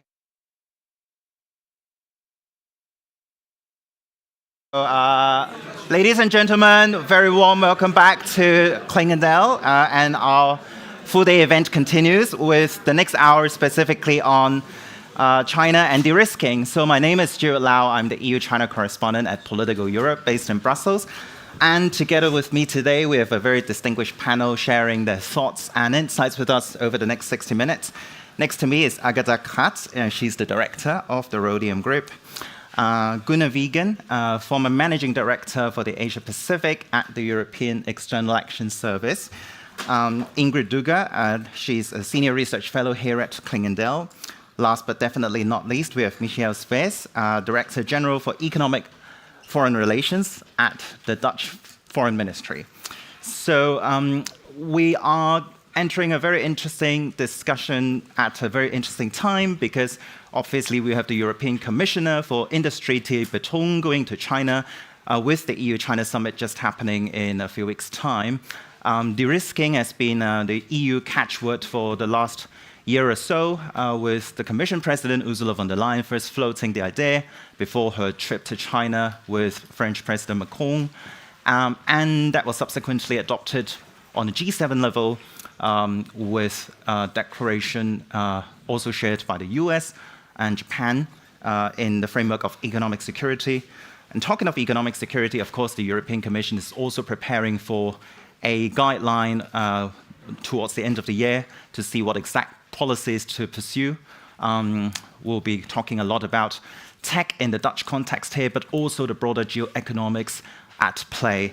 But first, Agatha, if you could share some thoughts on the general picture statistically, what are the trade flows that we're talking about today? What are the economic de-risking and what it means economically for European countries? Thank you. Thank you for having me. Thank you for everyone for being here today. I'm glad that you didn't start the panel by asking what de-risking is, so that I can wingle it for the whole time and we can just pretend that we know what it means. In my remarks, I'll focus on de-risking as a supply chain risk, right? And there's a lot to be said about the fact that probably the US will tell you that de-risking is also about technology, is also about technology transfers and leakages. It's also about diplomatic de-risking and political de-risking, right? But just for the sake of introducing the issue here, and also because I think economic resilience and the issue of de-risking to make our economies more resilient is really at the core of what Europe wants to do with de-risking. And so just spending a little bit of time on this. But the main thing I wanted to say is, from a global perspective, what is the problem with de-risking? Why do we even want to de-risk? Where do we start with here? And I think one thing to understand is how much over the past 10, 20, 30 years global value chains have concentrated in China, and how much China has been able to absorb global value chain, global supply chain, global manufacturing capacity. We're speaking today about an economy that represents about 18% of global GDP, but 32% of manufacturing value add, right? And so China has over-concentrated in a way and over-absorbed global value chains and very long global value chains over the past decade. What this means is we've over-concentrated our capacity, our inputs, our supply chains in China, which, for any good, even financial investor, putting all of your eggs in the same basket is risky. We've created risk for ourselves that some of these supply chains, some of these trade flows, some of these inputs are disrupted. And of course, it could be geopolitical. We're here and speaking about geopolitics today, but it could be a pandemic, and it could be a climate event, and it could be just trade disruptions for any other reasons, really. And the over-concentration of some of those supply chains in China means that we're at risk, and that risk needs to be risk needs to be addressed. In any kind of situation, and if we were speaking about the US here, it would be problematic that we're over-concentrated in one single country. Now, speaking about China, and in the case that we're facing here, it's even more problematic for three reasons. The first one is that China is adopting policies at the moment, and especially self-sufficiency policies, that are increasing rather than maintaining its weight in global value chains, because it is trying to pull and absorb yet more value chains onshore for security reasons, the way that we are doing it, the way that the US is doing it, but certainly China started a long time ago de-risking itself and trying to onshore more and more of the global value chains, and we're seeing this, and so we're looking at a future where, if nothing's done, we're going to be even more dependent on Chinese value chains. The second issue is where the dependencies lie, and it's not just socks and underwear, but it's also industries, and it's also inputs, and it's also value chains that are critical to our future well-being, right? And the green technology, of course, digital technologies, ICT.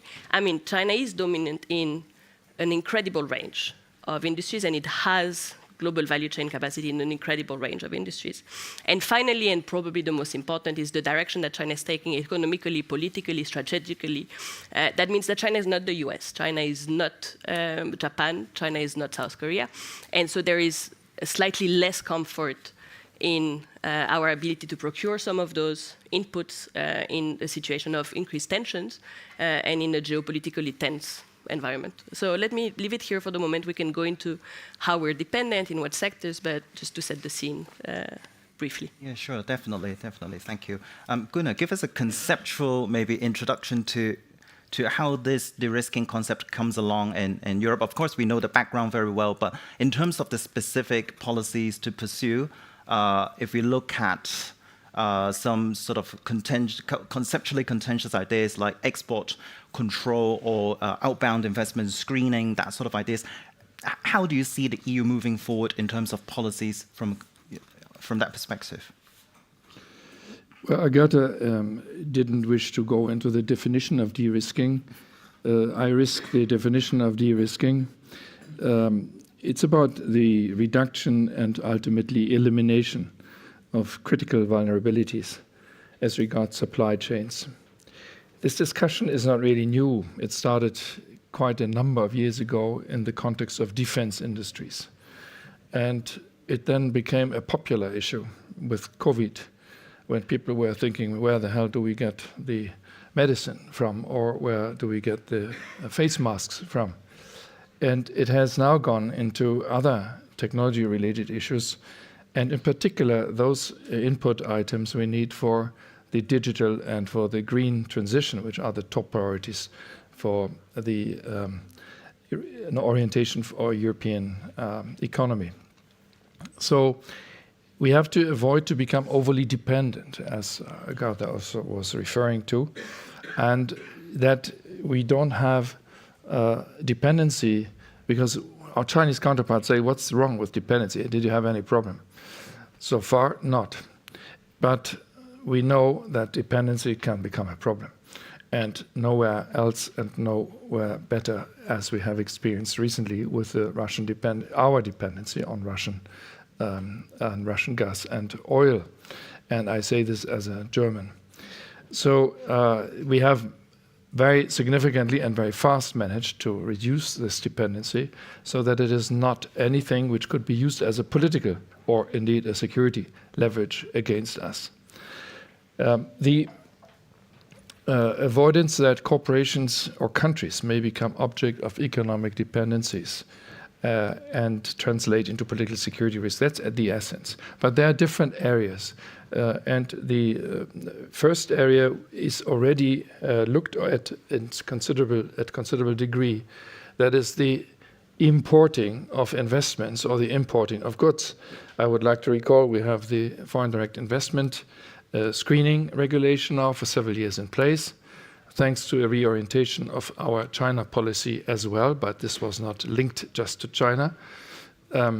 So any investment into high technology areas in Europe, any investment into critical infrastructure areas is to be screened for security considerations. And we also, and when it comes to imports, we don't have a formal rule in place, but we see that both our governments but also our companies do something which is very normal to do, diversification. And diversification is a form of de-risking. Don't make yourself dependent just on one supplier. But there are, of course, limits, and I'm sure the figures will still come, that in certain products we have such a high degree of dependency of just one supplier. I think you will come with some of these figures. We have dependencies between 65 and 98% on critical input goods for our green transition, but also for digital purposes, and in particular from China. The best means for diversification are, of course, company decisions to produce and procure somewhere else, but also the policy can help with FTAs, for example. And there is, I'm glad to say, contrary to the United States, the EU has a proactive trade liberalization policy with many partners around the world. That's the import or the inward investment side. The second part of it is reindustrialization. We don't call it like this, but that's what we are talking about. So to bring industries either back or to have industries created which we haven't had ever here. Semiconductor industry is a very good point. The Commission tries to promote this under the post-COVID recovery package with massive support, public money support, taken up on the capital markets, but also with regulatory acts which provide the right framework for it, such as the Zero Industry Act or the Critical Raw Materials Act or the semiconductors related actions. We have to promote this. We cannot just say how bad that we don't have the old industries and how bad that we don't get the new industries. That includes also difficult questions on mining, lithium mining, for example. Possible, but is not being done currently in Europe. We are very glad that Sweden found major reserves. Now, China, you referred to China. China has done all of this already for years. They just don't call it de-risking. It's called dual circulation. Don't let us make just dependent on the global value chains and what we need to procure, whether this is input products, energy, or whether this is sophisticated technology. We have to diversify, and we have to produce ourselves. So China knows de-risking for years and years. It's just called differently, the dual circulation policy, which means produce more in China for Chinese consumers. Vice President Borrell was very explicit about this in his recent speech at the Beijing University. I come therefore now only to the third part, which is de-risking as regards the outside, meaning what do we export or what do we invest in going outside of Europe. And this is what most people think, that's de-risking. But there are these two other parts before. And this part of de-risking is called economic security. And that's why we have submitted, sorry, I still say we as a recently retired official, have submitted the economic security joint communication of the Commission together with the High Representative, because it is economic, but it's also security. Because the reason why this has come up is security reasons. Security reasons in terms of security relevant use of technologies or human rights violations. And this is, I want to emphasize, contrary to the discussion in the US, it's country agnostic. And contrary to the discussion in the US, we will always go only for WTO compatible solutions. And here we have to distinguish between the possible limitation of exports of certain goods, and there has been an identification of 10 technologies in a first go in September after the initial presentation done in June, and now a focus on 4 where risk assessments are being done by the Commission, key services together with ES and then with the member states. And there is no decision yet taken which kind of proposals will be made in detail in regulatory terms, but the possibility would be either to improve the current existing dual-use regulation for exports of dual-use goods, or to have another export licensing regulation, and also an outward investment regulation. And this is a subject matter which will certainly stay for us for a couple of more months, at least. Thank you, thank you. If we can just focus on the Dutch example, Michel, give us some thoughts from you maybe on the export controls on the semiconductor company ASML. Of course, that's the biggest topic that we're talking about here in the Netherlands, in the Dutch context. We have had the measures since September with a grace period, of course. But over the last 3 months, we have seen the sales to China jump exponentially from companies like ASML. So how do we explain this? How do we explain to businesses what kind of predictability the government can give them in terms of this geopolitical uncertainty kind of moment? And also, speaking to the businesses on one side, but also to your counterpart in China on the other, what is the message and in terms of future predictability? Yeah, well, this is not the first meeting where I come where everybody wants to speak about ASML. But the trade is much more than just ASML.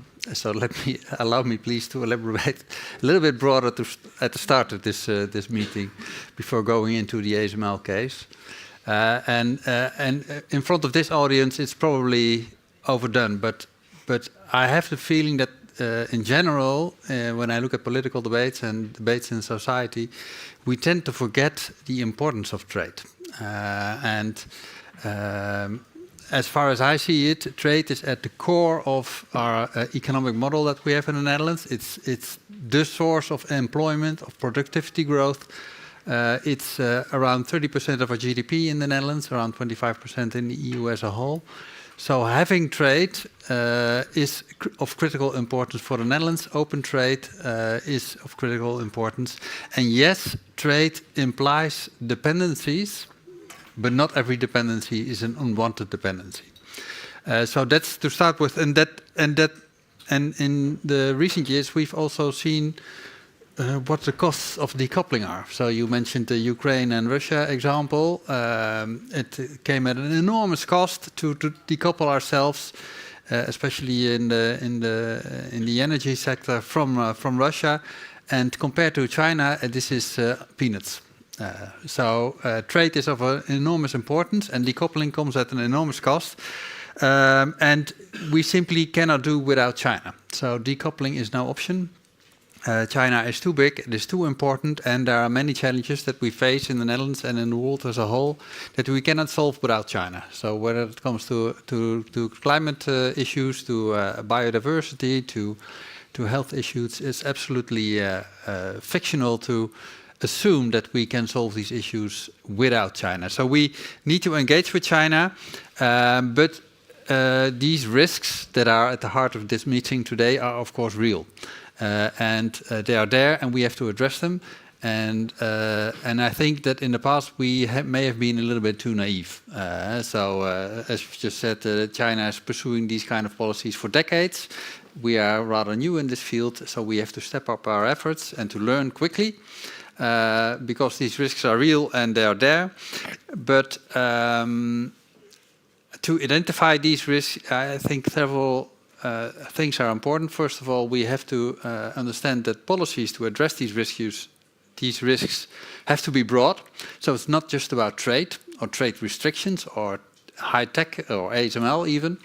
It's much more than that. It's about also investing in our own economy. It's not only about protection, it's also about promote. So it's also directly linked to our industrial policies that we pursue in the European Union. It's linked to our research and development policies that we pursue in the European Union.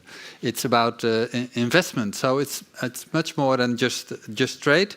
It needs to be specific, because every time we restrict trade in specific areas, it comes at a cost.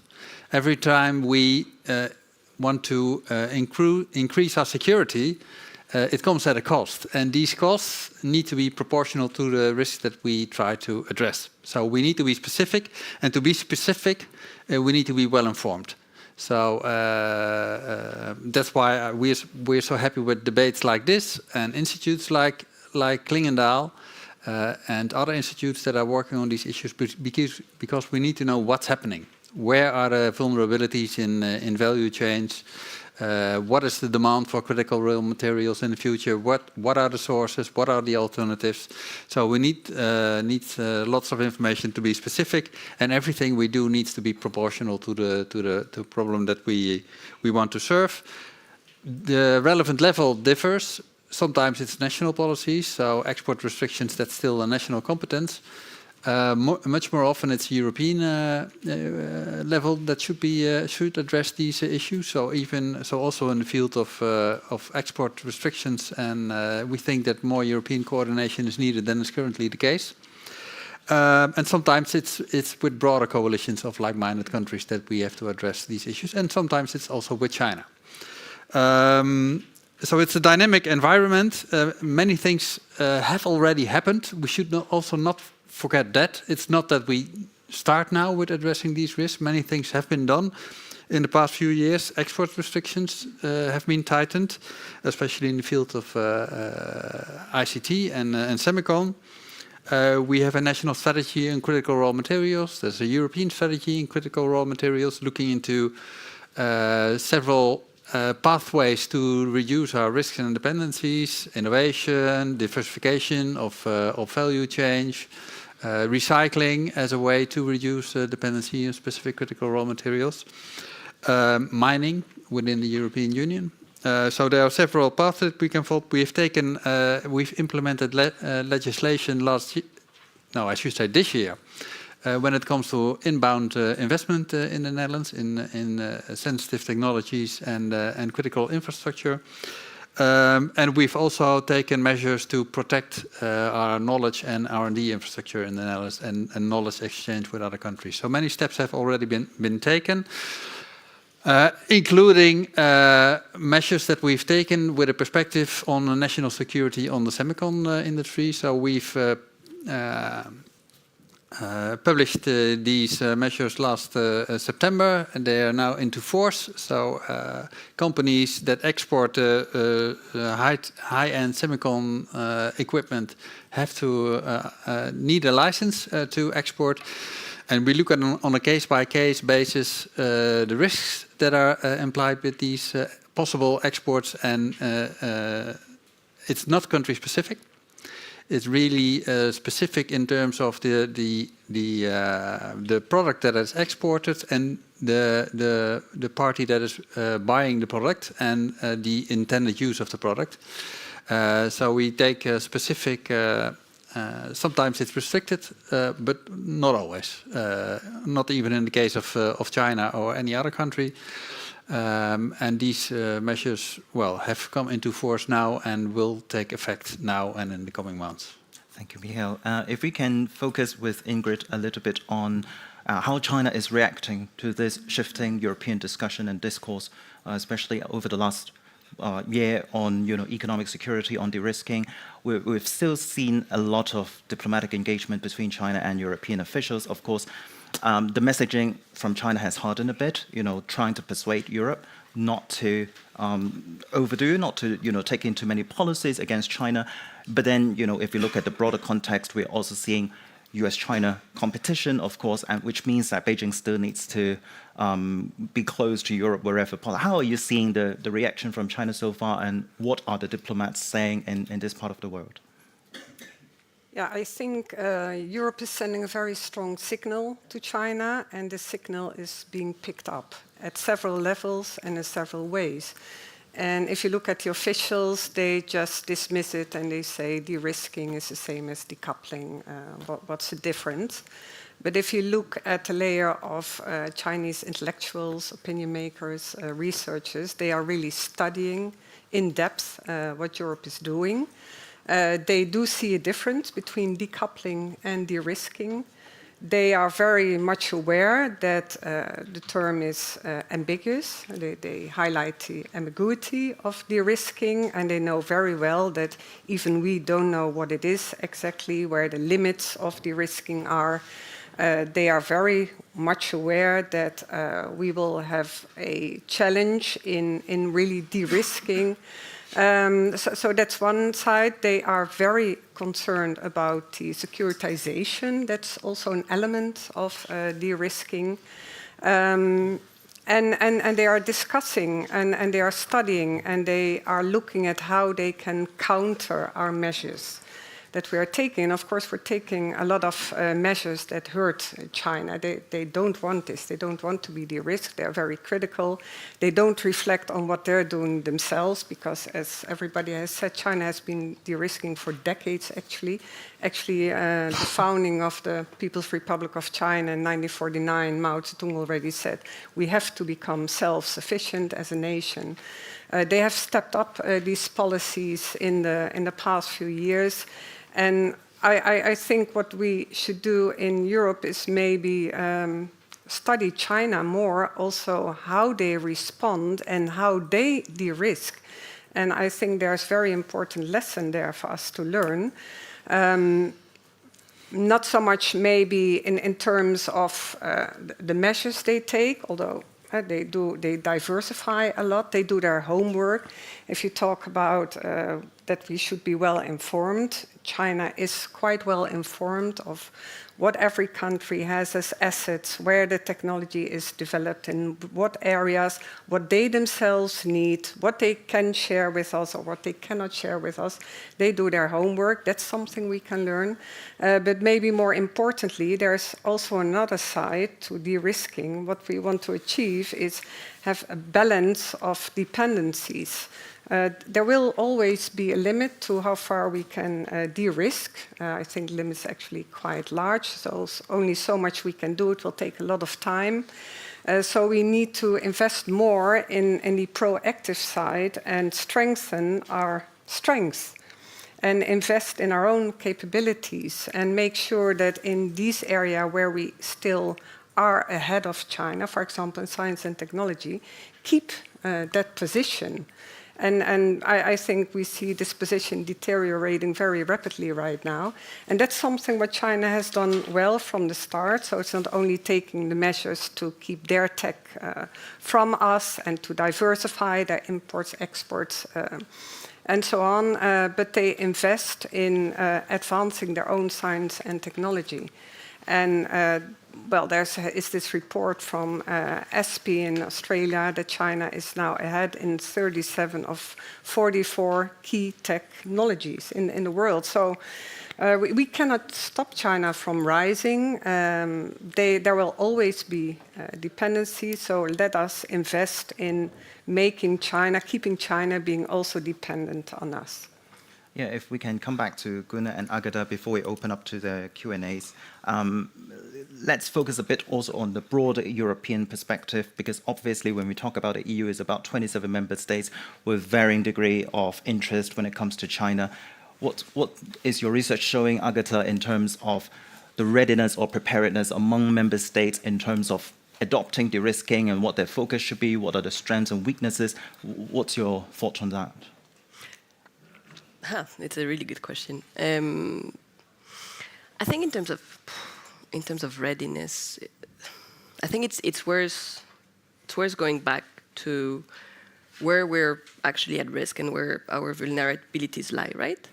I think there was a lot of, in the early stages of the de-risking conversation, I remember 2-3 years ago, everyone was speaking about dependencies and how dependent we were on China, and they made it an aggregate argument, right? They said we're dependent on China because we export to China, because our companies are there, because we import from China. But actually, you look at the numbers and you look at Europe's overall dependencies on just trade and investment with China, and there's not that much to be worried there, which is quite interesting. We're not that dependent on China for trade. It's 2.4% on average of our trade, of European trade that goes to China, half of what we trade with the US. It's about the same amount in terms of FDI flows, in terms of how invested we are in China. And as I said earlier, because of Chinese policies, this is on a downward trend to a certain extent, right? Because China's self-sufficiency policies mean that there's less space for investment, but there's also less space for exporting to China. Now, on the import side, of course, we're extremely dependent, but do we care, or do we need to care about being dependent on socks and underwear? And if they come from somewhere else, they might be easy to ramp up production somewhere else, be it in Bangladesh. You were speaking about investment, European investment. We see a lot of this happening actually at the moment, be it in Vietnam and other places. So at the aggregate level, in a very interesting way, we're not particularly exposed to China, unless, of course, you're Germany. And that is where the political picture comes in. And Germany is the outlier here, with much more dependence on trade, much more dependence on investment to a certain extent. It's also very different if you're Volkswagen or Louis Vuitton, right? It's not to deny that there are certain companies that are extremely exposed to China to a certain extent because they have 40%, 50% of their sales happening on the ground there. And that is extremely worrisome, right? But on the aggregate, we're actually fine, and it's actually okay.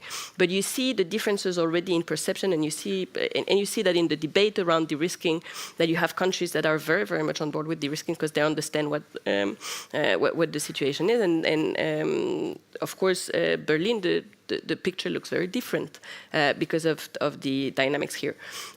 What is maybe less understood is that probably every single company in Europe is vulnerable to China for one of their inputs, tier 1, 2, 3, or 4 level. Every one of them will single source something from China, right? And so it goes back to your point about we don't need to de-risk everything, but there's a marginal effort there to say, I'm going to try and make sure that in my value chains, there's not one little place where I depend 100% on China, if not 100% of a single Chinese company in a single province, right?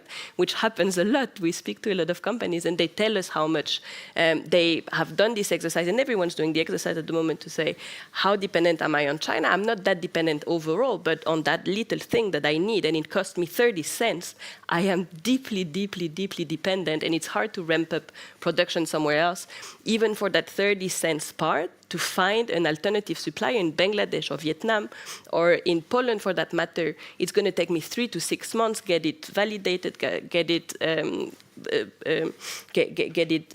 into my value chain, make sure that we've got the contracts in place. It's really painful, it's really complicated. And so that part of the risk is going to need to happen. It doesn't need to be groundbreaking, and it doesn't need to be catastrophic in a way. There's a lot of it that's going to be marginal. It's just going to be to make sure that it's not 100%, it's 90% or 80%. And then for a few things that are extremely important, we're going to need to do more. And this is our ability to have energy and our ability to have finance, and that's critical infrastructures and the critical components of our economy. And there we need to have a conversation about maybe subsidies, maybe trade barriers, maybe some kind of way that we can be a little bit more proactive. But it's important to see the differences here. I didn't answer your question, but the answer is everyone in Europe is thinking about this. Everyone is thinking about de-risking. Everyone is asking, every single member state is asking their companies to try and think about this as well. So I think the movement is well on the way, very much so. Thank you, and we can definitely let Gunnar be the judge whether Berlin actually means it when they talk about de-risking. To quote Chancellor Scholz, de-risking for Germany means diversification. That's what he said. I would, however, like to bring this back one step again. There are 3 pillars of de-risking. One is the foreign direct investment into the EU and imports. And there we talk about diversification. All member states are fully behind that. Second one is bring production back to Europe or start production in Europe. Every member state is behind that. Critical Raw Materials, Digital Service, Digital Markets Act, Net Zero Industry Act, reindustrialization for key industries of Europe. Everybody is behind that, and particularly welcome are the new financial means which are made available. So when you talk about division of member states, it only relates to the last part, which is the exports or the outbound investment control, which is something we never have had, which the United States never has had, I would like to recall. They are now looking at the small yard, high fences approach under an executive order, which is only existent as a draft, and which is in intensive discussions between the President's office and the US corporations. So that is where you will have to distinguish among member states. Member states who are actually exporters of critical technology. We are not talking about exporting cars or car parts or even chemicals. We are talking about technology exports here, new technology exports. or new investments for technologies. And there is not 27 member states who have such technologies. So we have to have a look at the very few member states who have these. And of course, the Netherlands is one of them. And secondly, then we have those who fear retaliation from the one or the other state who may be concerned by such rules. And of course, the Chinese are specialists of preemptive retaliation, and perhaps even experts on disproportionate retaliation.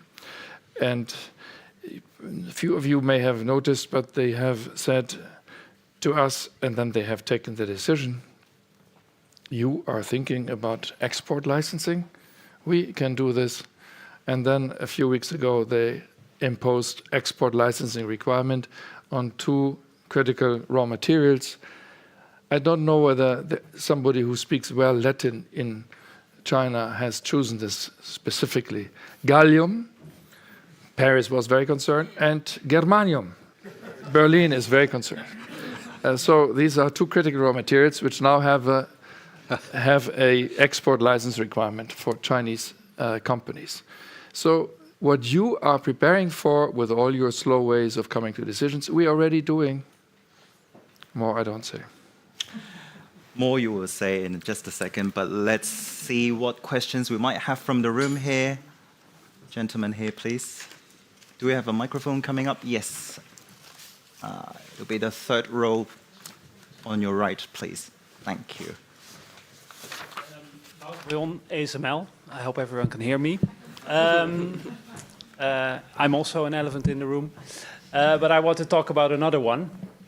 If we talk about risks for the EU-China relations, no one has mentioned one certain gorilla who might be re-elected in 2024. And my question is to Gunnar. The Dutch have proven to be very tough negotiators with the United States, multilaterally, trilaterally. But what can the EU specifically do in a situation where things become tougher? And how can the EU help to Trump-proof legislation and policy developments to support of those countries that you refer to that have those technologies in the critical domains? Thank you. And is there also a Lynn, please? Thank you very much to the panel for a very interesting presentation, for your interesting presentations. I'm Lynn Kwok, and I'm Shangri-La Dialogue Senior Fellow for Asia Pacific Security at the International Institute for Strategic Studies. My question relates to Taiwan. You know, when one looks at how Europe might respond to a Taiwan contingency, I think what I'm hearing a lot of is that, you know, Europe will respond in terms of economic sanctions. To what extent will de-risking between Europe and China actually, ironically, make the ability of Europe to impose sanctions or economic measures that really hurt China and therefore change its calculus in terms of attacking Taiwan? How will that impact China's calculations? And a follow-up question to that is there a way of de-risking so that you know, the pressure on China not to attack Taiwan, less, you know, severe economic repercussions are faced, is imposed, or the ability to do that is maintained by these de-risking policies? Thank you. Thank you. Let's deal with these 2 questions first. Michiel, would you like to start? That's a difficult question on Taiwan.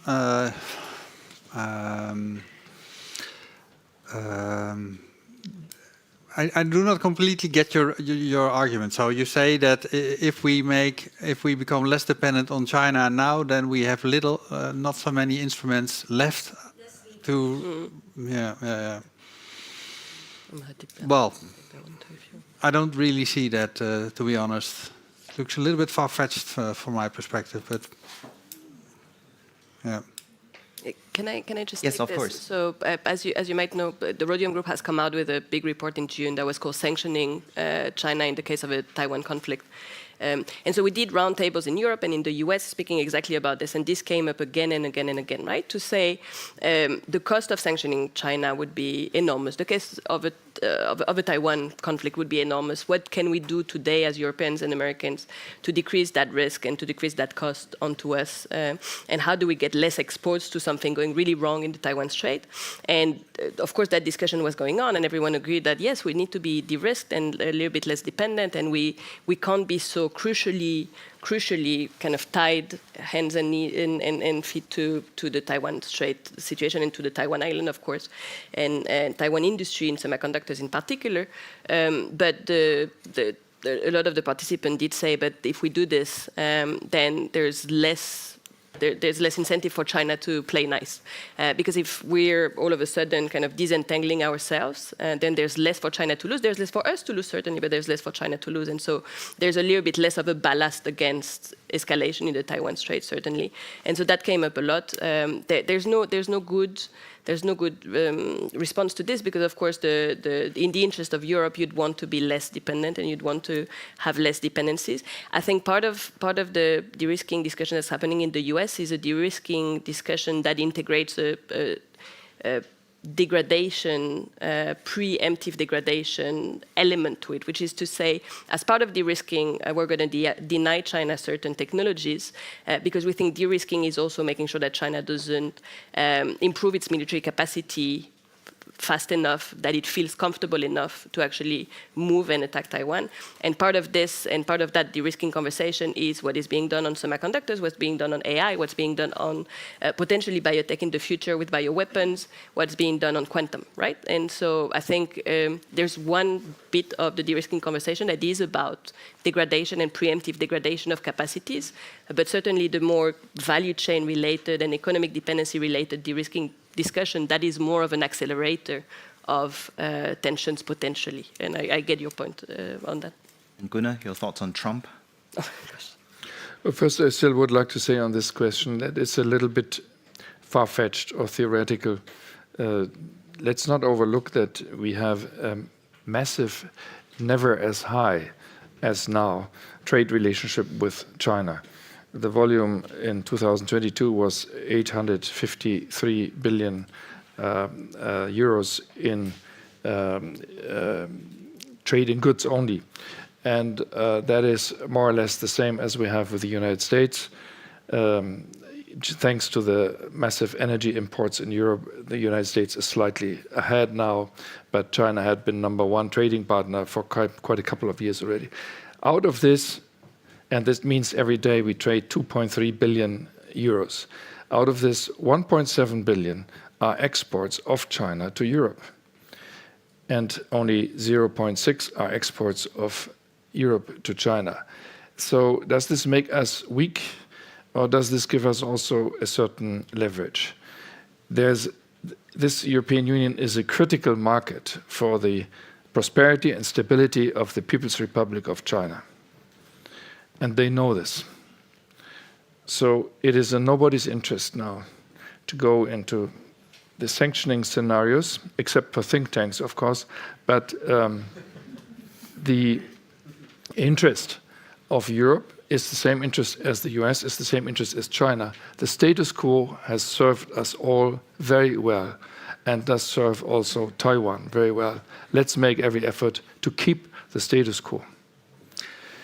Apart from this, I would like to answer on the Trump-proofing.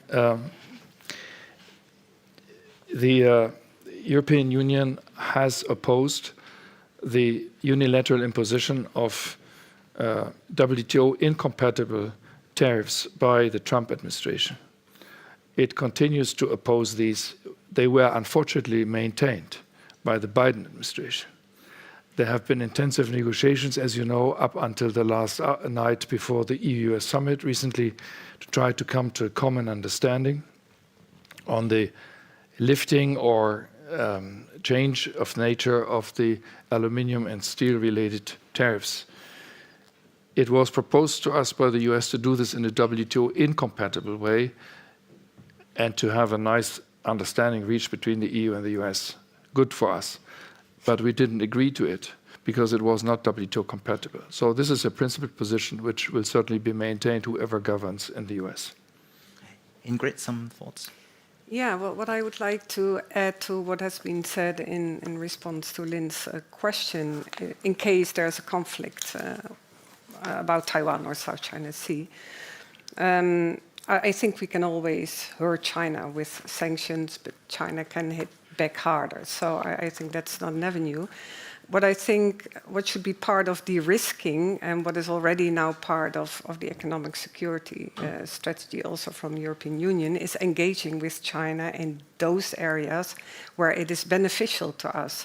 And I think there where our efforts are not yet strong enough, so we should do more to look at where we can benefit from this collaboration. There are many areas in which we need China actually, but also in which we can work together well. And the more we engage, the more we reduce the tensions between the two sides, I think the chances of a conflict in the near future will also be reduced. So I think part of de-risking should also be looking at ways to reduce the tensions between our two sides. And that's not getting a lot of attention yet, but I think that's something we should look more at.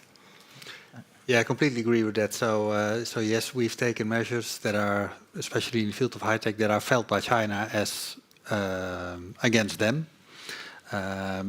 But again, we want to remain transparent in that respect. So we have a lot of dialogue between us and the US, between us and other European countries, but also with China, to be transparent about what we are doing and to be predictable in what we are doing. So to avoid, let's say, misunderstandings on what we are doing. And on the Trump issue, maybe just one thing to add. So, of course, there are many difficult scenarios to think about when Trump becomes president.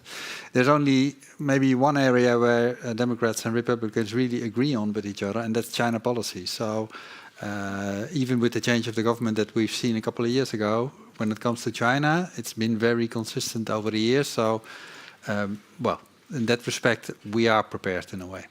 Right. We have time for 2 more questions, so please, maybe one on this side and one on the other side. Yes. Oops. Sorry. Thank you. My name is Joost van Iersel.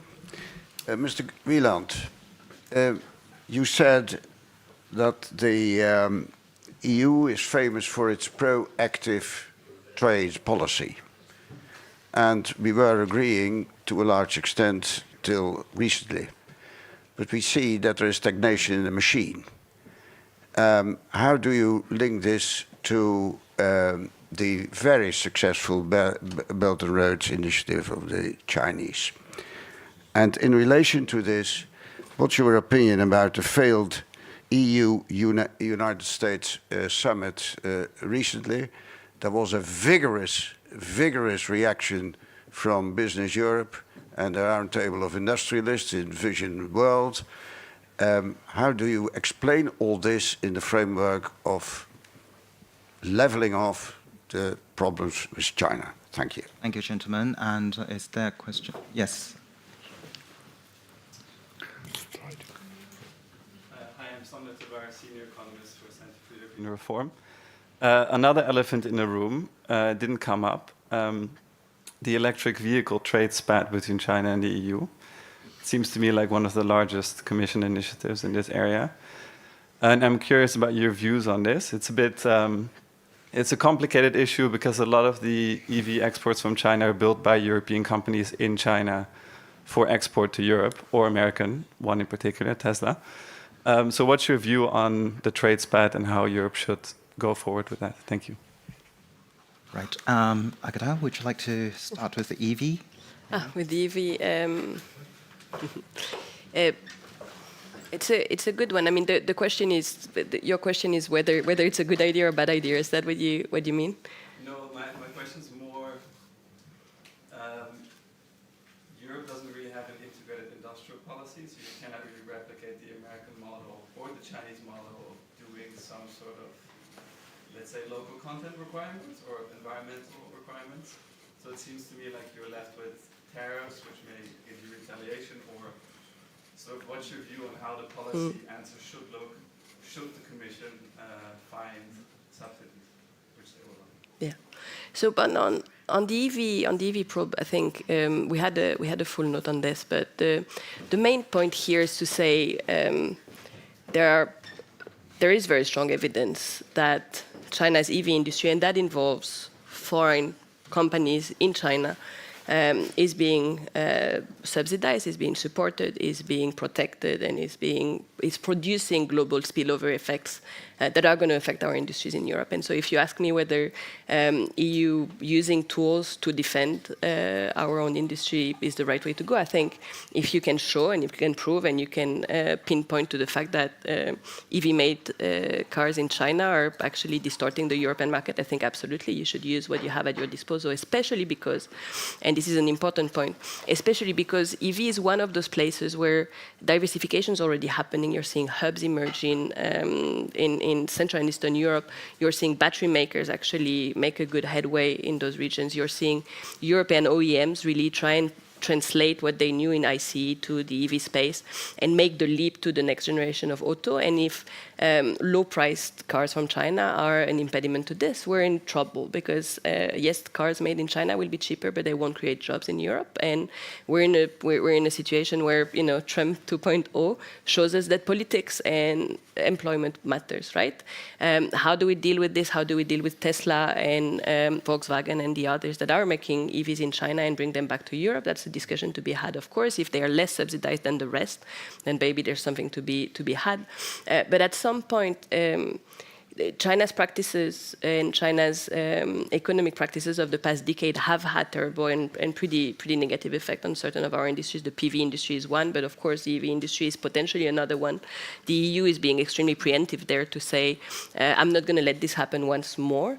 And I think it's a good discussion that we're willing to put some of those aspects on the table. Is it escalatory? It's extremely escalatory, and it's a real change in mindset in Brussels to say we're going to go for it, even if it is escalatory. We're already seeing a lot of muscle flexing around graphite, and should that happen, and should China put in place licensing requirements on graphite and licensing constraints and limitations on graphite, then we're going to be in a new territory. Is it worth it at the end of the day to preserve European industry? Probably, but yes, it is setting a path for escalation, and this is where I think Ingrid's point is extremely important, that we have off-ramps and that we make sure to be communicating constantly, that we make sure that we're diplomatically de-risking, and that we make sure that we can manage escalation and de-escalation very, very proactively. Thanks, Agatha. And I think the first question is more for you, Gunnar. Well, the Belt and Road Initiative brought together many heads of state and government when it started. And when you look at the picture now, there were much less participants at that summit. I think it was the third or the fourth summit.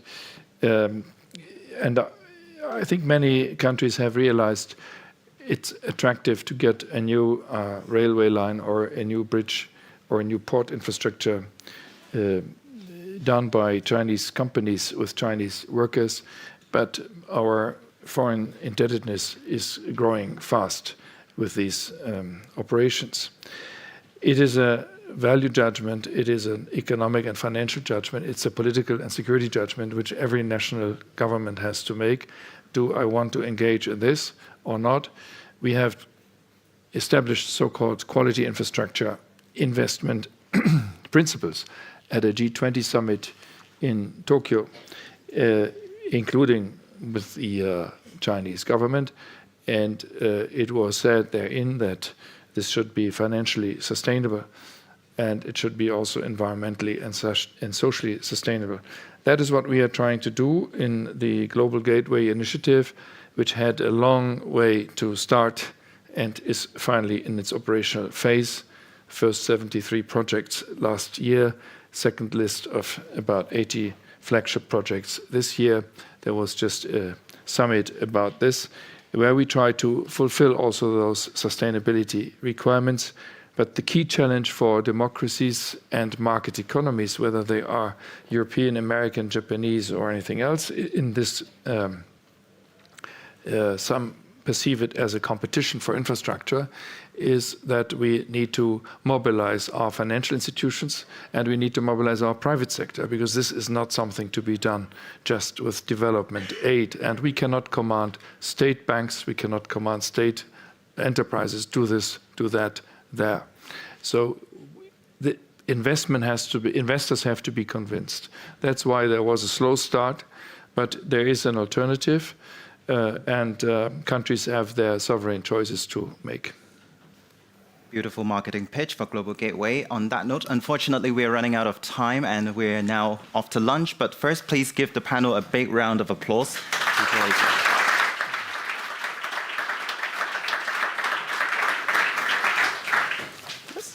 Here we go. Thank you. Thank you.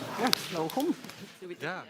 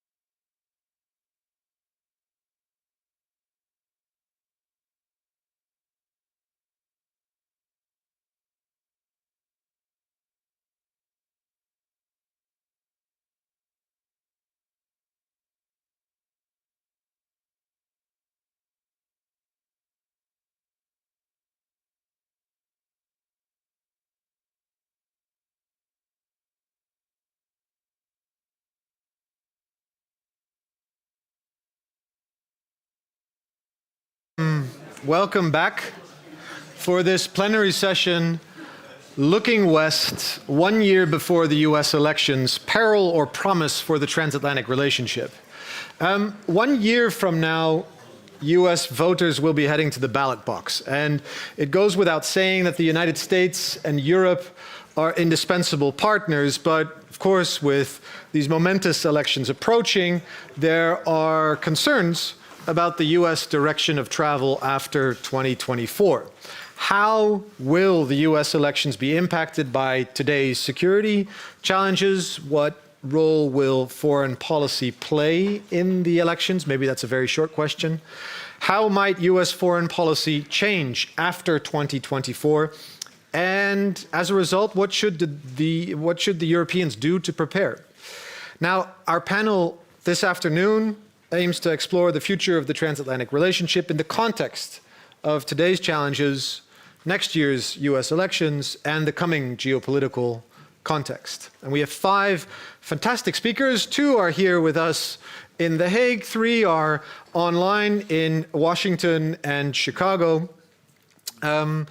We have Cory Schacke from the American Enterprise Institute. Great to see you, Cory. Hi. We have Jeremy Shapiro from ECFR here in The Hague, who's soon to be the director of ECFR's new Washington office. Dina Smeltz online from the Chicago Council on Global Affairs. Hi, Dina. Stephanie Bolson from Die Welt. Hi, Stephanie. Good morning to you. And Sir Julian King here with us in The Hague, formerly, of course, European Commissioner for Security Union, and now, among many other things, with Flint Global. So time is short, and I'm going to dive right in. Cory, from your perspective, how will the 2 wars raging in Europe and the Middle East impact US politics in the short run? I do think foreign policy will be more consequential, and not just the 2 current wars. I think whoever the Republican candidate is likely to hit President Biden on the disastrous withdrawal from Afghanistan, on giving Ukraine enough aid to keep them fighting, but not enough for them to win. It's hard for me to see how President Biden's personal and very deep commitment to Israel is going to play out. But I will say this is going to be the craziest election since, 1874, maybe, 1878. You're likely to have 4 candidates in the race, 2 that are going to be fringe candidates, but a fringe candidate can turn an American election when the public's this narrowly divided. And Jeremy, do you agree? And what, I guess, more specifically, how do you think this is going to impact US-European conversations over the coming year? Well, I never disagree with Cory. It's just too risky. But I would say that, so to agree with her in a different way, I would say that the foreign policy is not going to be a big part of the election. It never is. But what I mean by that, and I think what hopefully she meant by that, was that the specific issues are not outside of migration, which will be huge, are not issues that people really think about very much or vote on.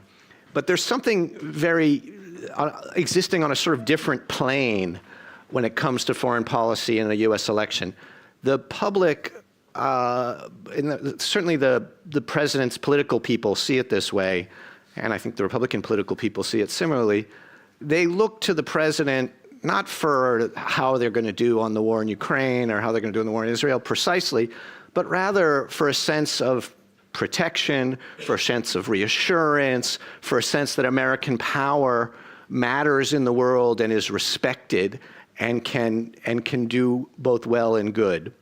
And so that's a sort of leadership quality that transcends any specific issue, but it emerges from the president's performance on all of the specific issues. And that's why, particularly for a Democratic president, they are very wary and afraid of this weakness frame that you can see the Republicans already trying to attach to Biden in the way that, in various ways, they've tried to attach it to every Democratic presidential candidate in the last 30 years or so. And so one of the Republican senators said that they were going to run on an anti-weakness, anti-wokeness platform.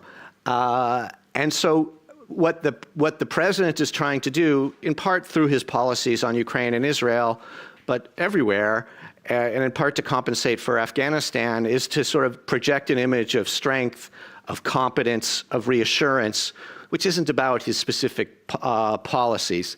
And what the Republicans are going to try to do is portray him as weak on all of these issues. And that's what will matter in the election, not the specifics of a given foreign policy issue. I think that there are a couple of exceptions to that. Migration, I already mentioned, is a huge exception to that. I think one of the things that the president's political people are worried about is that the Gaza war particularly will spill over into some sort of terrorism or violence in the United States, which kind of becomes a domestic issue. And then that certainly could matter directly. But I think broadly it's about this sentiment. Thank you. And Stephanie, you're the correspondent for Die Welt. You're a German journalist working in Washington. You understand both the German political context as well as U.S. politics.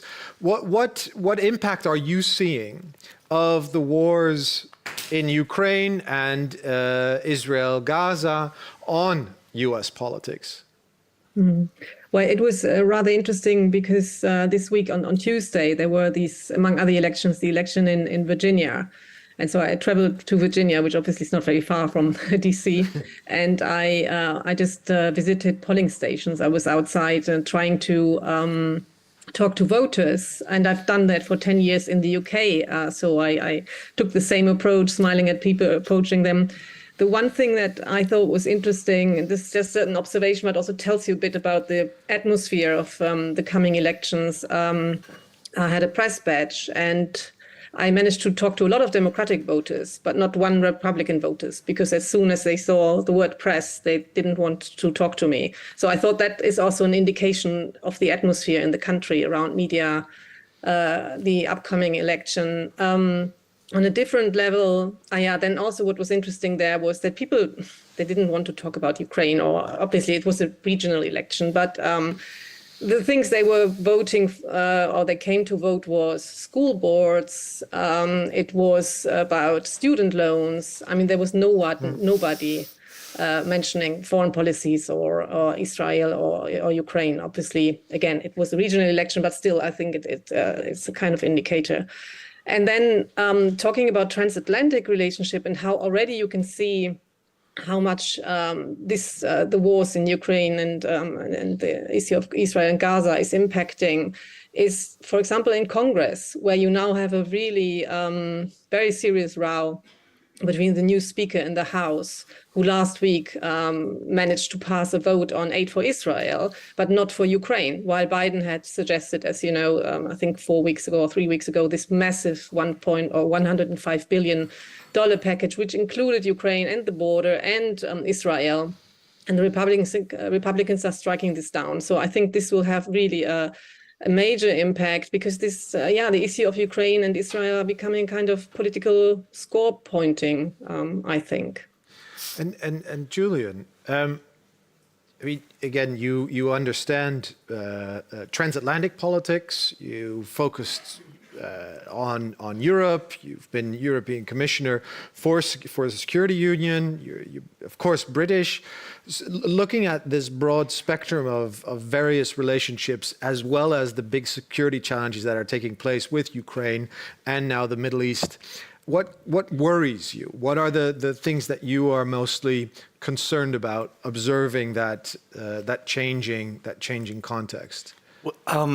So I'll start just by saying that you're asking us about foreign policy and geopolitics, but there's a whole lot of economic and geoeconomic issues as well, which I think play into Jeremy's point about which will feature in the elections in some way, weakness or wokeness, character, to what extent are you actually sort of soft because you're looking to try and solve problems, particularly on the economic side, through cooperation, as opposed to, super tough, standing up for the US through whatever the opposite of cooperation is, all the way across the spectrum, and we might talk about this, there is a spectrum, to sort of quite hard-headed isolationism. And I think that those issues, as they play into the election and as they come out of the election process, do worry me a bit, because let's, at the risk of hopping ahead a little bit, let's agree that sometimes you can exaggerate the differences between different US administrations on some international issues, geopolitical and geoeconomic. There was, in fact, a degree of continuity between the last Trump administration and this Biden administration on a number of issues, which we might go into.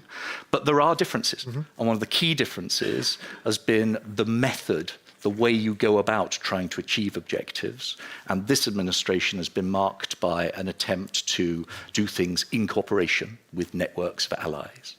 And the last Trump administration wasn't really marked by that. It was marked by a degree of zero-sum approach to problems. And a future Trump or Trump-style administration, if it pursued that and reinforced that approach, would definitely have big impacts on the way the transatlantic relationship works. And we'll definitely talk about what a Trump 2.0 would mean for the transatlantic relationship.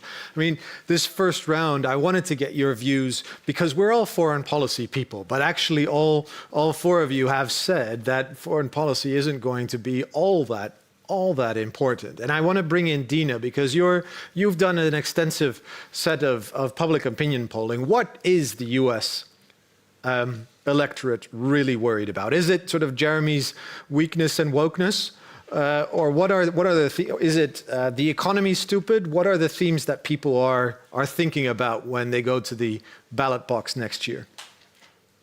Yeah, well, like everybody else has mentioned, foreign policy generally does not really factor into voting decisions. But I think, in a way, the continuation of assistance to Ukraine ties into it because, first of all, the sheer amount of money that the United States, in particular, has given to Ukraine and the military and economic assistance that we've given Ukraine has created some divisions in the electorate, especially among Republicans. Half of Republicans still do support giving financial aid and assistance and also giving military equipment and training to Ukraine.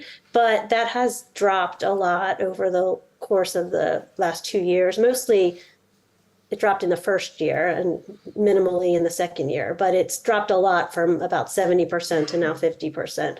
So I think, and then in terms of our polling, we also see that some Americans, and particularly some Republican supporters, think Europe should be paying more for it. So this idea that some House Republicans have made messaging about the United States is taking its eye off the ball of China and should be kind of focusing more on that. It's focusing too much on Ukraine. And that money that we are giving to Ukraine could be better spent on other issues, including problems at home. So I think that's the way that that economics and Ukraine and Europe can wrap up all together into one kind of factor that might influence votes. But yeah, directly, I don't think there's going to be too much of a foreign policy influence. The one thing that there have been a lot of polls out recently, our poll was conducted before the Hamas attack on October 7th and the war subsequently, but there have been some polls that show younger Americans, particularly Americans of color, are kind of turned off by Biden's full-throated support for Israel. It's hard to say that the alternative candidate would be any less supportive of Israel, but nevertheless, some younger Americans are saying they wouldn't vote for Biden again. So that could possibly be a factor, especially because younger voters really kind of put Biden over the edge in the last election. And Stephanie, you already mentioned how last week, or when was it? You went to Virginia to caucus a number of voters. You also mentioned that on the Republican side, people weren't really keen to talk to you, but on the Democratic side, they were. Was Europe featured at all in any of the conversations that you had regarding what people are worried about? I mean, this might be a bit of a leading question. I think I know what you're going to say, but still, to what extent in Europe? Masochistic. Yeah. To what extent did you get a sense of voters being aware or worried about the transatlantic relationship or European security at all? None at all. Sorry to say that, but none at all. The conversations I had about Europe was that actually many of the people that I talked to had family or friends in Europe, or had just recently been on summer holiday in Italy. So that was all the European talk I had with voters on Tuesday. But I think there might be some more indirect implications for Europe. And one of those, for example, which has really stayed a bit below the radar recently, is that tensions between Brussels and Washington around steel and aluminium. And there was a deadline back in October, and Ursula von der Leyen was here, and Charles Michel and Josep Borrell. And they came back empty-handed. And for us as journalists, it was frustrating and interesting at the same time. There were absolutely no statements, although back in March when Ursula von der Leyen was here, it was after the IRA disagreement, and Europe was very hopeful that they would find a compromise and memorandums of understanding how European companies would not be disadvantaged because of the IRA. And now it's October and nothing has happened. And one of the explanations is that especially steel is a very politically delicate issue for the president, for Joe Biden. And he doesn't want to be seen to giving away anything to the Europeans that might hurt steel workers in the Rust Belt. So this is one of the implications that is indirect, but you can already see how the election campaign is having an impact on Europe and European business. Mm. I see you nodding, Julian. No, I agree. I mean, I think we were starting to say that there were some differences in the way Trump last time, potentially Trump or Trump-style administration in the future, deal with allies and partners compared to the Biden administration. The Biden administration have tried to construct frameworks and discussion platforms for trying to deal with some of these issues. Famously, they've got this Trade and Tech Council that was meant to try and work through some of these issues. They've had a separate dialogue about privacy concerns. That one has worked. This is in contrast to Trump last time, who basically was only interested in Europe as a market. Famously, he got most excited when he was able to sell some extra soya from memory. So that is a different method. But the results sometimes are not so very different, because trying to work some of these very difficult issues, like steel and aluminium, through these frameworks can still not work, and that's what I think we're seeing right now. That the politics, particularly the economic dimension of politics, can get in the way of the best will to try and cooperate. Yeah, and so Corey, I see you laughing, and I want to bring you in. I want to bring you in as well. Of course, we don't know who the Republican candidate is going to be. I mean, we got a pretty good idea. But in your assessment, if it's Biden versus Trump or a Trump-like Republican candidate, what kind of different accents are we likely to expect when it comes to U.S. foreign policy after 2024? Is Biden simply going to be the continuity? Will we see the next 4 years be similar to the previous 4 years? And with Trump, is it going to be, I don't know, chaos and disaster, as some describe it here in Europe? Yes and yes. Yes, the Biden administration, you'll see continuity on trade policy because both Donald Trump and Joe Biden are fundamentally protectionists. And so you've seen enormous continuity. But as Dina Smeltz will I hope, expound on, Americans have seldom been as supportive of expanding trade as they are right now. So both political parties are missing an important signal from Americans. And that signal connects to the general anxiety that Americans have about the economy. Even though the economy is objectively doing pretty well, people do not feel great about it. And that's going to be a big drag for President Biden in the election. You're right that a Trump administration is going to be dangerous and chaotic. I think there's simply no doubt about that. The only question is whether Republicans in Congress will be a restraining or an accelerating factor on that. And I think the House will be an accelerant and the Senate will be a restraining factor on it. And you mentioned Dhian, and Dhian, could you enlighten us a little bit on what the main sort of U.S. electoral or the U.S. voter outlook is? Well, what are the things that they worry about? How do they see international engagement? Or perhaps more broadly, how do you explain the appeal that Trump apparently still seems to have?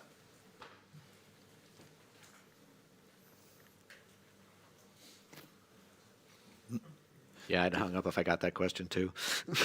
Dhian, you're on. So sorry, I forgot to unmute. Okay.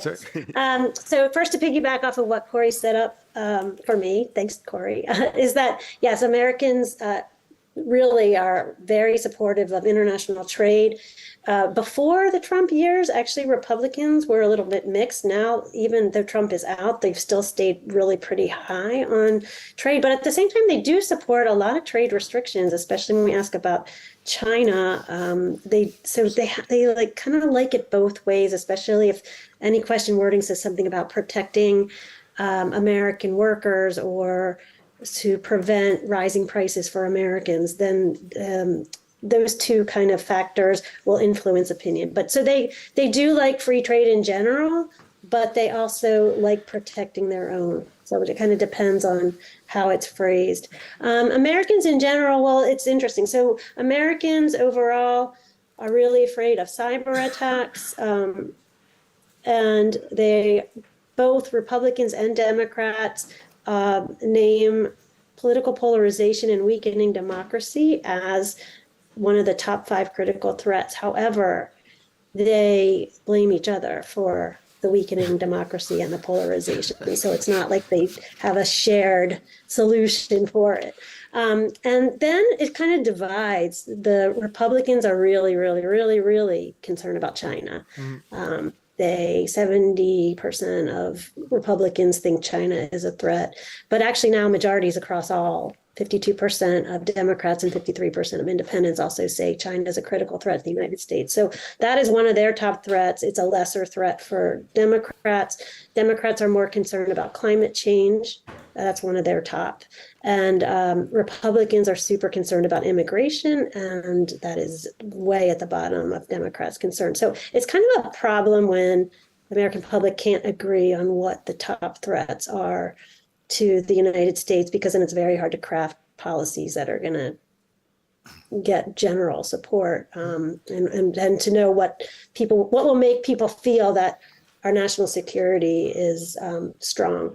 So I forget what your other question was. What I wanted to talk about was American views of Europe, because there are some interesting shifts, and I think they go along with some of the shifts within the Republican Party, and it's also connected to Ukraine. So last year, our report was titled "Pivot to Europe," because Americans were really focused on Europe again. Said it was like their top regional locus for caring about U.S. security. But this year, we saw kind of a few drops, not on NATO. Support for NATO is consistent and consistent across party affiliations, but Democrats are much more likely to say U.S. alliances benefit both the United States and its allies. 80% of Democrats say that. It's one of the highest readings ever. Only 50% of Republicans agree. And that's the lowest point ever since 2017. It was 61% in 2019, so now it's 50%. So a big drop there. So as I said, NATO is still pretty constant and consistent support, but it's 92% of Democrats, super high, 68% of Republicans, also high and solid, but a big gap. And it's really interesting because until 1998, Republican support exceeded Democrats, but since 2002, Democrats have been more positive toward NATO. And then there's a lot of partisan, not a lot, but there's some partisan divisions on the use of troops to defend allies.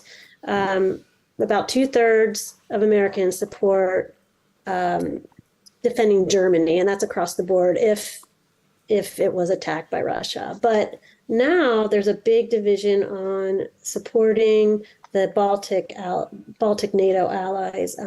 68% of Democrats, but only 48% of Republicans would favor using U.S. troops, and that is a drop for Republicans. So there's a lot of similar declines about support for bases overseas too.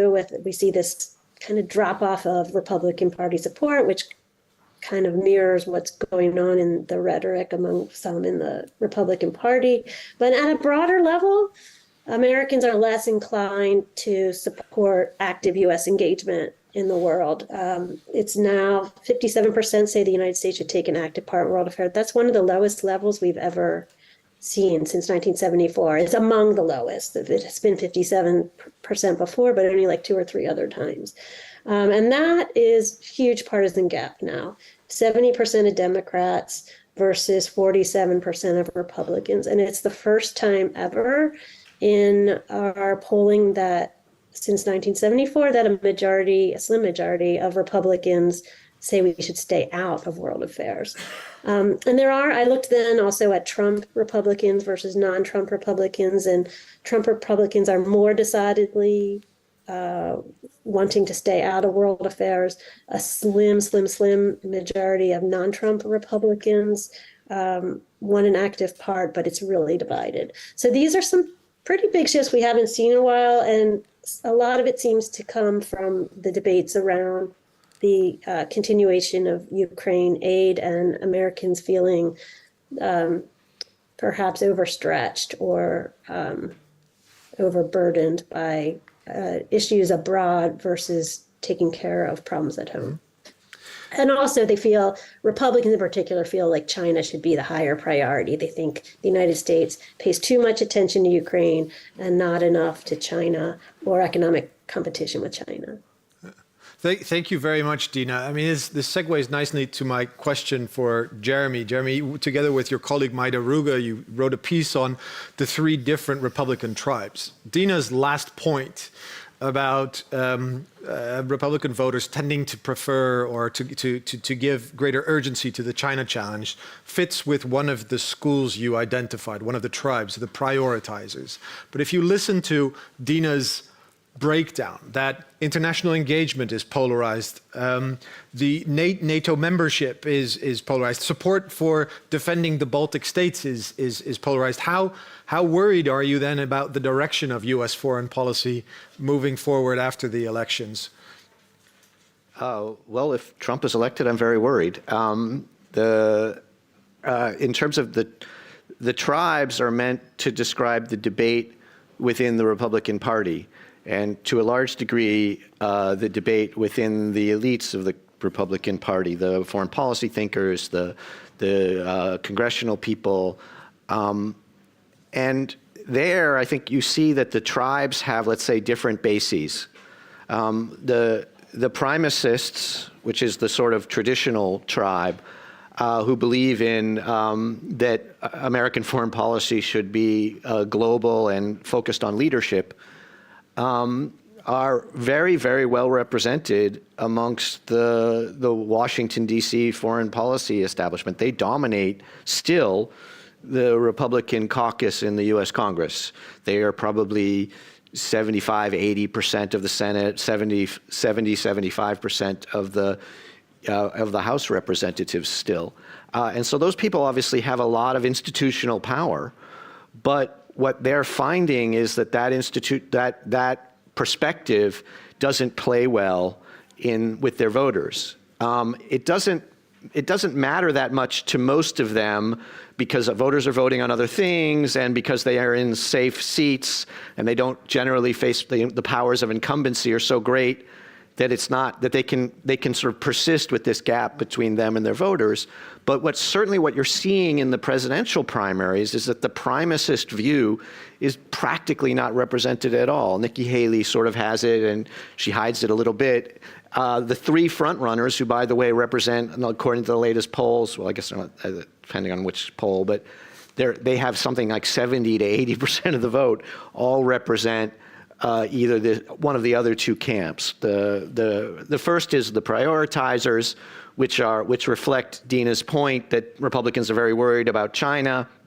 And these are people who think that U.S. foreign policy should focus very strictly on China and that things like Ukraine and the Middle East are at best a distraction, at worst a Chinese plot to distract you. Mm-hmm. And these people are represented by like Josh Hawley in the U.S. Congress, in the U.S. Senate, but they are, interestingly, they're the sort of smallest set of elite representatives and they have the smallest constituency, but they have a sort of position that exists in the middle and takes in different parts. So there's a very good chance that a future Republican administration would prioritize their foreign policy and just focus on China. But intriguingly, the part that's welling up most from the base and is most represented by the candidates, particularly by Donald Trump, but Vivek Ramaswamy, and depending on where you put DeSantis, perhaps him, is this restrainer position, which basically says we got to focus at home, we got to build American strength. It's categorically not an isolationist position, and I really want to emphasize this. It is about, they definitely believe in American engagement with the world, but they don't believe in things like security commitments, they don't believe in foreign intervention, and they don't believe in things like NATO and the commitments that you'd have to make to allies. And we just did a workshop with a bunch of these Republican thinkers at the Heritage Foundation in Washington last week, and they're absolutely convinced, and I see no reason to contradict them, that they are the future of the Republican base, that they are representing something that the Republican Washington establishment simply doesn't get. Mm-hmm. That they are tired of these foreign wars, they are tired of these needy allies, and they want people to focus on their jobs and on dealing with the border problems and not on fancy conferences in beautiful halls in the Netherlands. Mm-hmm.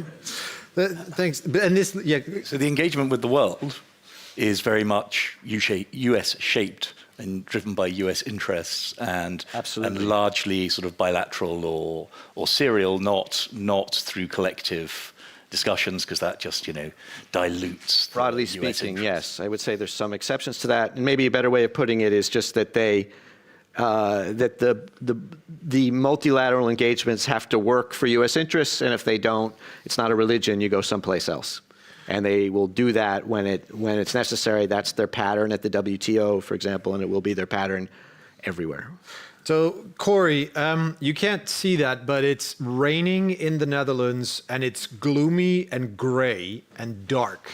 And this is sort of the feeling I have having listened to all five of you, because it leads to the obvious question, what does this mean for Europe? What can Europe do to prepare for this new US political context where you either have Biden, but primarily also the darker scenario where you have, as Jeremy described it, a pretty frightening type of US administration, at least one that's very different.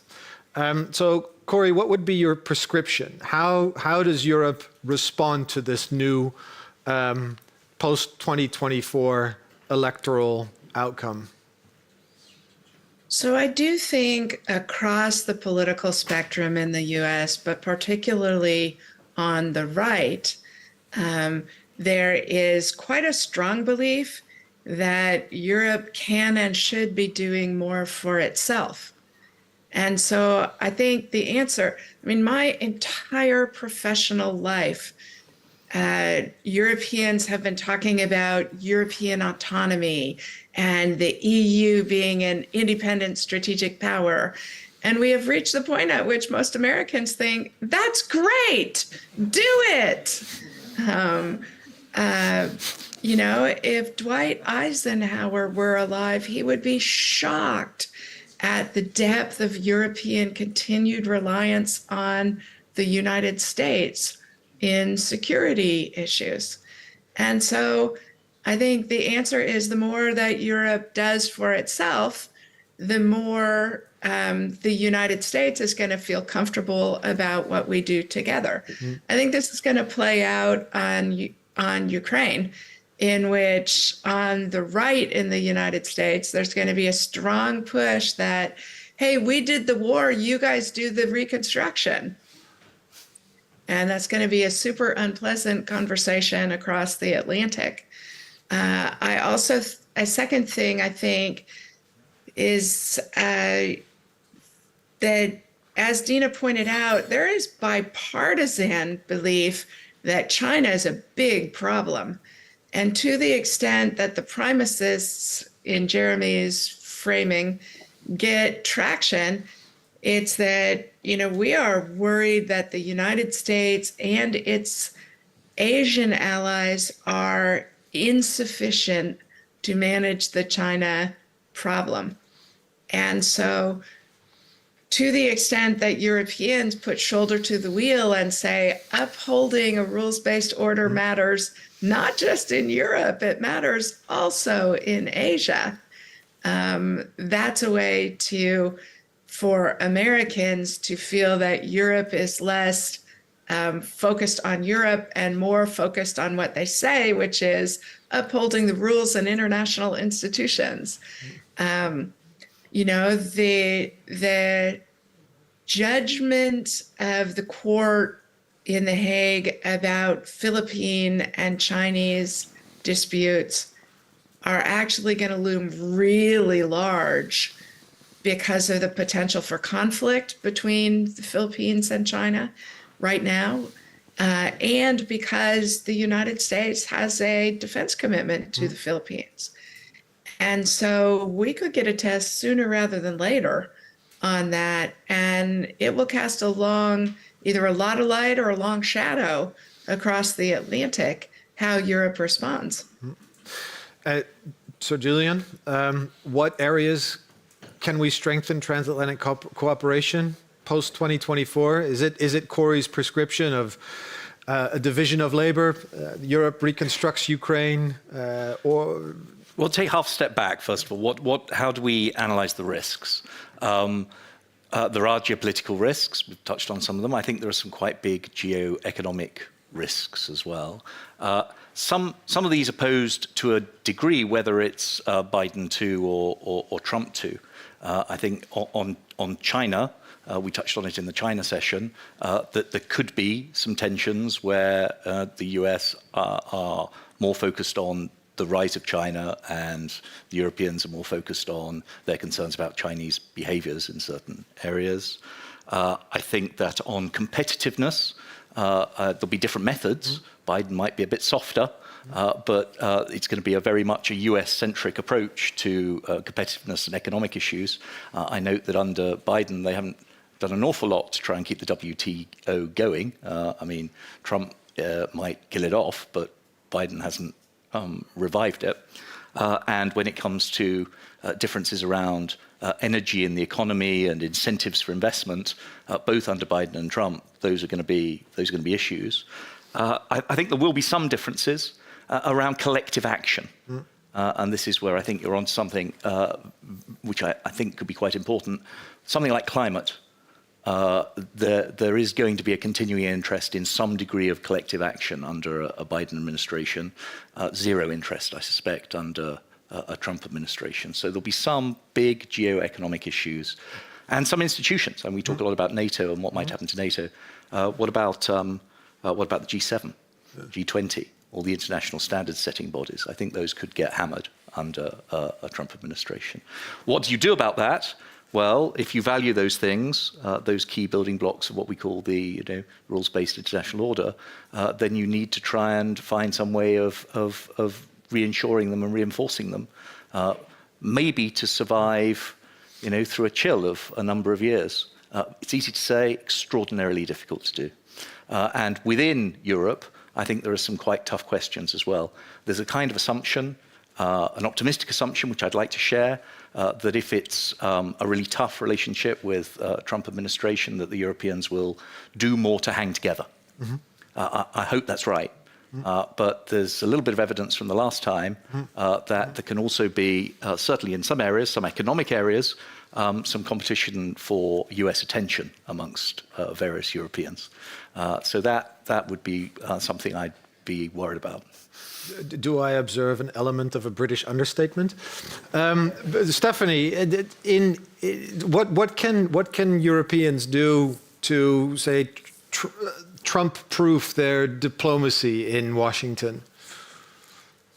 Well, I think they already have a little bit of experience from 2016 to 2020. Just one short comment on following up on what Corey said before about how much the Europeans are really doing. I must say I'm almost astonished by talking to German politicians coming to Washington and then talking in backgrounds about the meetings with the US administrations of the complacency of German politicians saying, oh, well, we have done the Zeitenwende now and everything is fine. And I think picking up on what Julian said, because the Biden administration is rather nice, I wonder whether they don't hear the tones in between.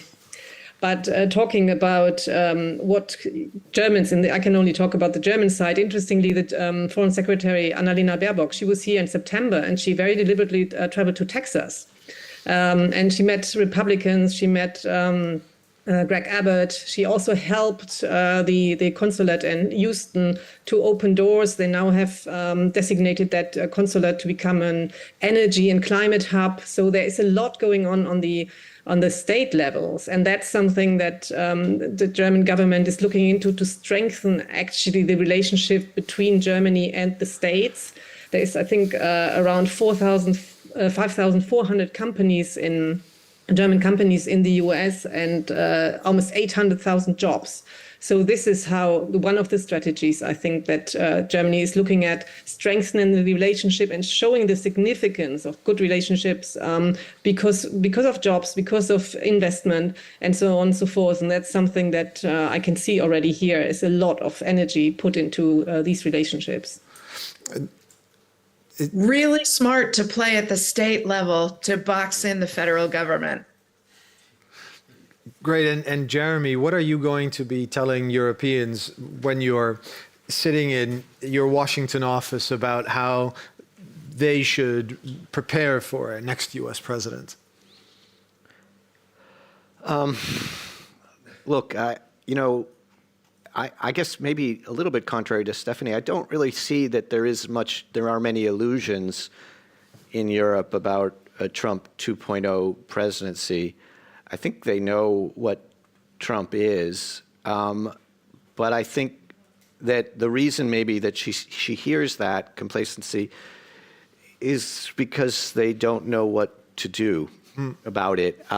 When I was, I remember before the 2016 election, various European leaders, David Cameron, Angela Merkel, were quite outspoken about the dangers that Donald Trump represented to the transatlantic alliance before he'd ever been president, in a very undiplomatic way, a very unusual way. And then the day after he was elected president, you couldn't find these people anymore. They were gone. They disappeared in 24 hours. And all of a sudden, everyone was saying, well, we can work with this guy. There are adults in the room. The U.S. system, the Congress will constrain him. It'll be fine. And I was so puzzled by this that I went out and got an Italian diplomat drunk. It's not that hard. And I asked him, what happened here? Why did you guys do this? And he said, we didn't know what else to do. And the truth is they still don't know what else to do.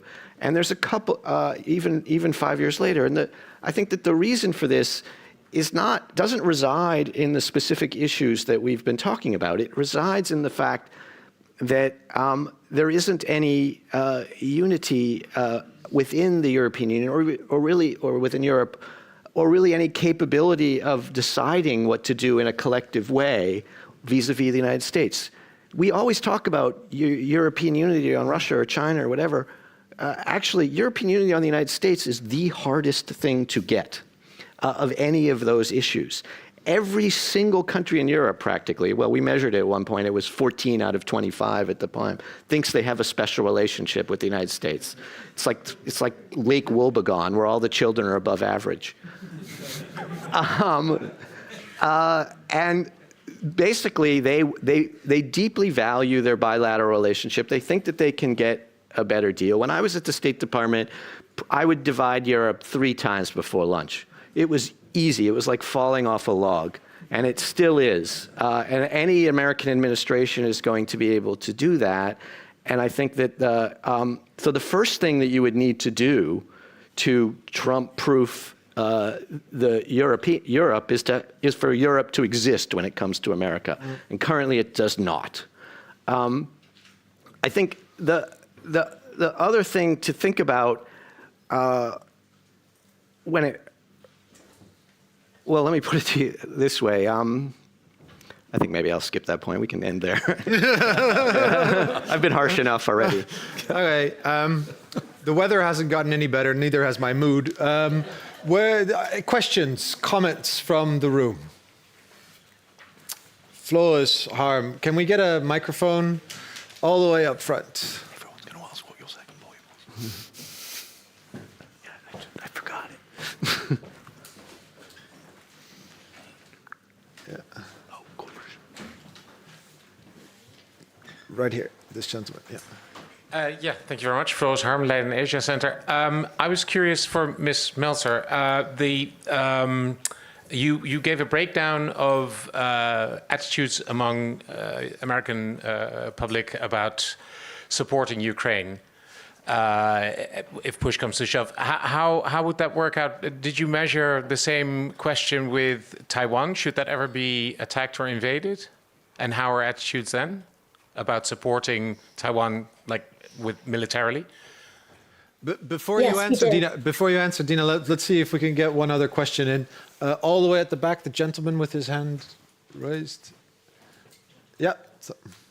Hi, Luke from LSE. I wanted to ask the panel about hypothetical opinion polling. I hope that's not annoying, but I noticed that when a Republican moderate stands independently as a third-party candidate with running against Biden and Trump, there's this interesting tendency for the moderate candidate to take more from Biden than to take from Trump, and therefore like defeating the whole idea. Does that indicate the breadth of Biden's support or the homogeneity of Trump's support, or both, or neither? Let's ask Dina to touch on both those questions. So the issue of Taiwan, to what extent does it come up in your public opinion polling, and hypothetical modeling, and let me throw in the footnote that what impact would a third candidate, an independent, have on the outcome of the elections? Sure. Yeah. Okay, so I would say, so on Taiwan, yes, we have asked it.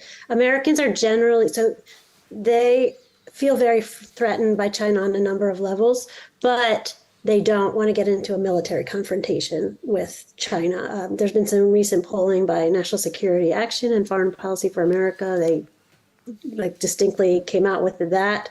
Our surveys show about 4 in 10 Americans say they would support U.S. troops defending Taiwan if it's invaded by China. So majority oppose it, but 4 in 10 is a sizable number if it's not a live conflict. So it's not a bad number to start with, but they generally do want to stay away from any kind of conflict with China. We also asked about, would you support sending U.S. troops to defend, to take Japan side in a dispute over some territories. If China claimed part of the Japanese also claimed the territories, and a majority also opposed that too. So definitely want to stay away from kind of military confrontation. On the third party question, I think the reason the numbers drop away from Biden, not so much Trump, is yes, there is a homogeneity in terms of Trump supporters. There's also, they are really enthusiastic about Trump, like very strong supporters. And there's less enthusiastic support for Biden. There's been poll after poll showing Democrats in particular are very uncomfortable with his age. So I think you see that playing out. And third-party candidates don't usually make it very far, but they can definitely impact an election, especially when the margin's really thin between the two candidates. Ross Perot was one who was pretty successful in derailing votes. When was that, 92, Corey? Yeah, but basically, I think it comes to the strength of the support for a particular candidate. And I don't know that people who really, really, really support Trump, I don't know that they're so much on the issues as just the personality and the kind of overarching ideas that Trump puts forth, and protectionism and doing more in the United States versus outside the United States, those kinds of things. Thank you, Dina. Corey, do you want to come in on this? Yeah, I do think as usual, Dina is right. The only thing I would add is that I do think a big part of our disgraced former president's appeal is the sense that, government is so large and so distant and so difficult to influence that having somebody fighting for you is a big part of Trump's appeal. And the Chicago Council polling in 16, 17, and 18 demonstrated the fact that people favored Trump's overarching ideas, but really disliked the policies that implement them. And so that's turbulence in the system as well. And Jeremy? Yeah. Look, I mean, one of the things that's interesting about both the 2016 and 2020 elections is that there have been like a huge number of theories about what made the difference. Black voters didn't turn out in Detroit in 2016. Left-handed Jewish voters in Madison, Wisconsin turned out in droves in 2020. And I think one of the things that's interesting about those theories from both those elections is that all of them are correct. And what that reflects is not the brilliance of political analysis. It reflects the fact that the elections were so close that actually from a sort of scientific perspective, they were kind of random events. And if you'd run them the next week, they might have come out differently. They depended on things like, the weather, a butterfly flapping its wings off the coast of Africa, whatever.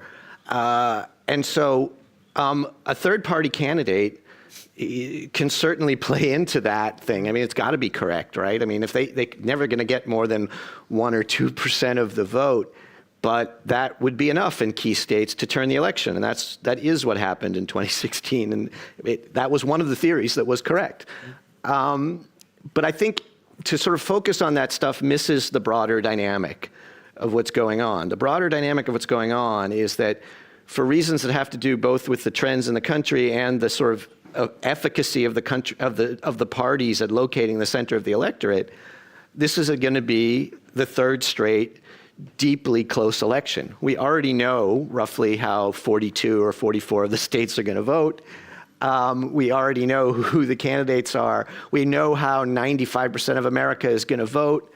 What we don't know, really, is who is going to turn out, who is going to vote. And I mean, this is a slight exaggeration, but only slight. And what that means is that this is fundamentally a mobilization election. Yeah. And the last two have been too. And that is really where, if you're sort of analyzing the thing, that's where you should be focusing your energy. Is what is it that will inspire the voters on both sides? It's quite different. Dina mentioned that the Trump voters are much more enthusiastic than the Biden voters. I think that's really a very, very important thing to be keeping your eye on. But also to notice that in the previous two elections, the Democratic candidate hasn't been the one that has been turning out either Republicans or Democrats.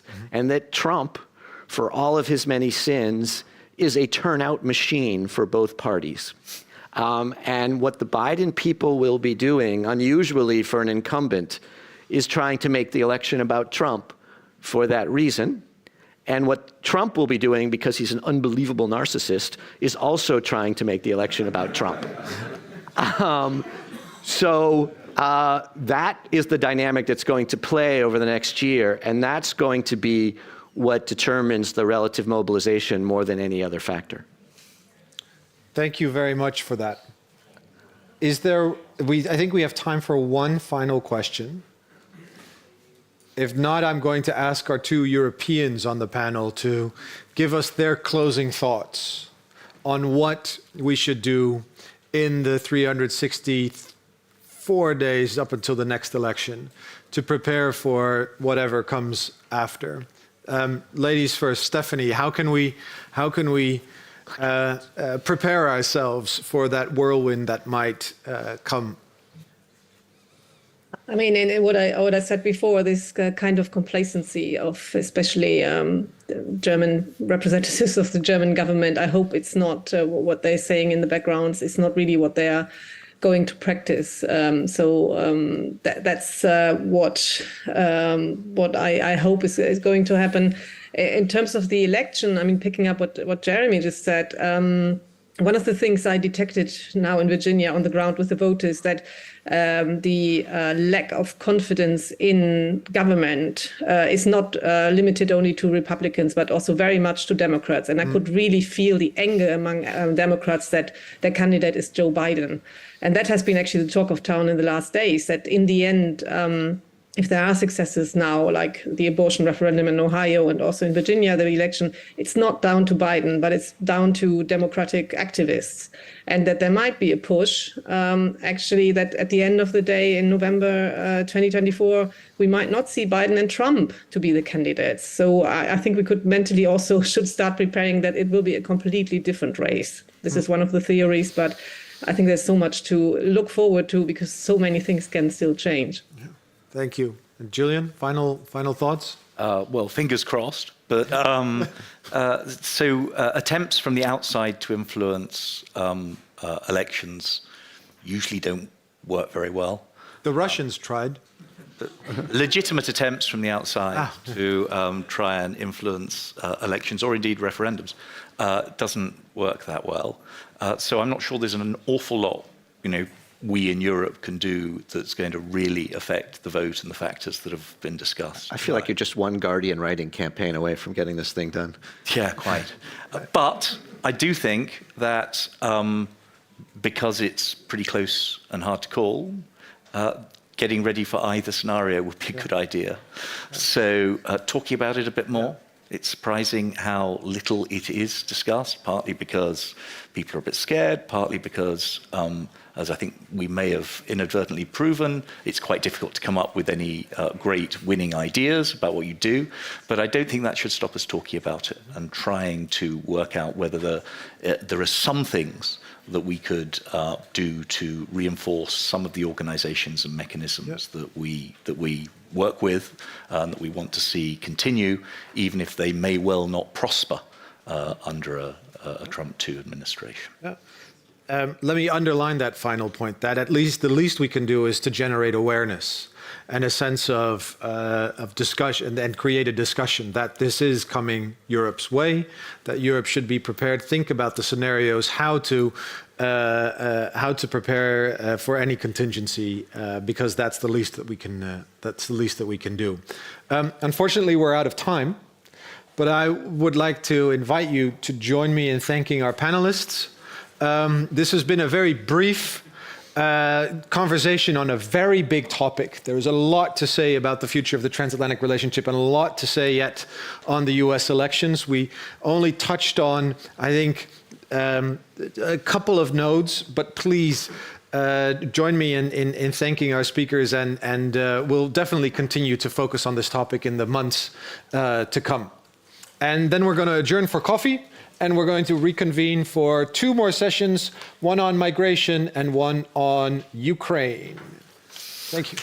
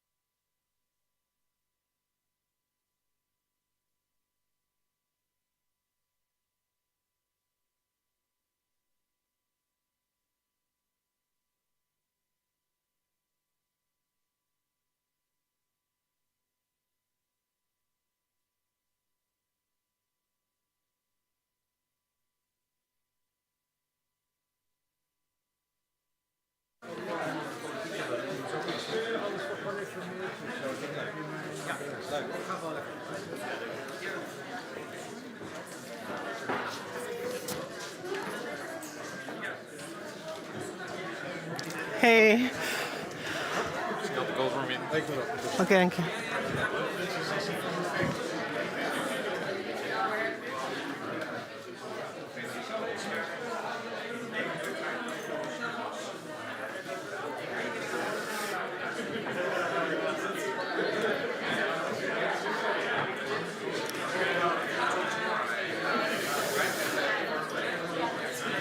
Welcome.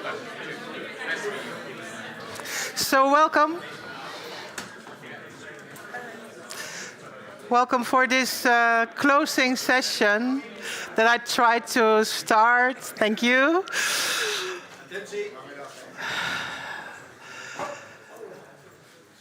Thanks for joining us for this closing session on what has developed into a full-scale war that is keeping us up at night for the last weeks. And yeah, we really wanted to close this day of discussions by addressing this conflict. And we are really honored that Robert Serry could join us today, because in 2014, he was the special coordinator of the UN for the Middle East peace process. And he was also special advisor to the UN Secretary General during the 2014 crisis in Ukraine. So this man has lived through the conflicts that are now full-scale wars, and for years has continued discussing alternative futures. Robert, you have the floor. Thank you so much for taking us into the potential futures for the Israel-Palestinian conflict. You have the floor. Well, thank you, Monika, for having invited me to share my thoughts about, indeed, two formidable challenges. Your conference is called the State of the Union, and I'm afraid that what I'm going to say is not going to be conclusive. Is that actually this State of the Union is not in a very good state, because we are actually faced with two formidable challenges, as I see it. And yes, let's start then in 2014. You were actually mentioning 2014, and it was in 2014 that these two conflicts actually already ended up for the UN. I was working at the time in Jerusalem on my plate. I was at that time already for my 6th year, I think, involved in my capacity as the UN Special Envoy for the Middle East peace process. That was at that time already 2 wars in Gaza, several US efforts actually to broker some sort of a solution to the Palestinian question, which had failed. And then in 2014, of course, we had the 3rd Gaza war, which was already a terrible war at that time, I can tell you, with, I think, some 2,200 victims, mostly, at that time on the Palestinian side. Of course, one thing which is dramatically different this time, and let us not forget that this war started with a Hamas massacre in Israel, with 1,400 Israeli civilians massacred. That makes this war already different from the previous wars. But I was involved at that time for the UN, and even I still remember that also. At the end of that war, that I made appeals for this war not just to end in the same status quo between Israel and Hamas, between Israel and the Palestinians. And we tried in 2014 already to change that reality on the ground. And some efforts were made, but basically we failed. But at that time already, I called for something which will be needed again now, and even more, I would tell you, which is that if you want to change the status quo there, then you need 2 things. You need to stabilize Gaza, but you cannot stabilize Gaza if you don't also address the Palestinian question. I will come to that later on a bit more. But these two things are absolutely intricately linked to each other. And we are again going to fail if we don't, after this totally terrible war, fail to address these two issues. Now, 2014, I was also sent by the Secretary General to Kiev, because we had also a crisis in Kiev, as you all will remember at the time.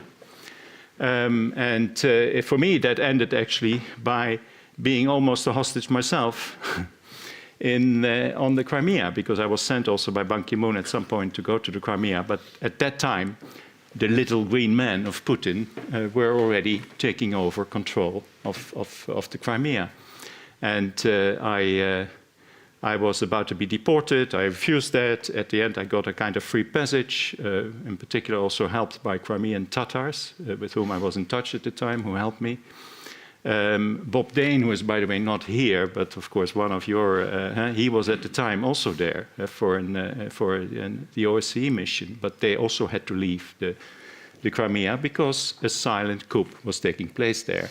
It was the beginning of the annexation of Crimea. So 2014, if you think about it, that's where it all has begun. You know, the trouble, the real trouble. In which we are actually now being confronted with. The trouble was, of course, also that we didn't see it like that at the time. Just imagine what happened in terms of the annexation of Crimea. Some symbolic sanctions, and the Kerch Bridge was built with the help of Dutch companies. You know, we had, of course, also what happened in the Donbass afterwards. There were some more sanctions, but again, I don't think that even after MH7, for the Dutch part of it, you know, we still went on trading with Putin's Russia. It is, of course, all in hindsight that I say this. I'm not telling you that I expected in 2014 this terrible war, which we now have, and which started now almost 2 years ago in 2022. But the seeds for what we are confronted with now actually were more or less germinating already in 2014. And now we are confronted with two formidable challenges. So what I would actually like to do then is actually to go more into both wars. Just to start with Gaza, because you in particular wanted me to talk also about Gaza, but I cannot but also then talk also about what's happening in Ukraine. Now, when it comes to this war in Gaza, again, the scale of it is unbelievable. We already have more than 10,000 victims now also on the Palestinian side since the Israeli bombardment started, and also the ground offensive.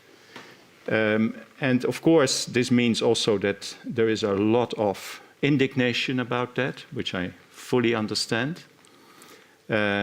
because probably what Israel is doing is not proportional.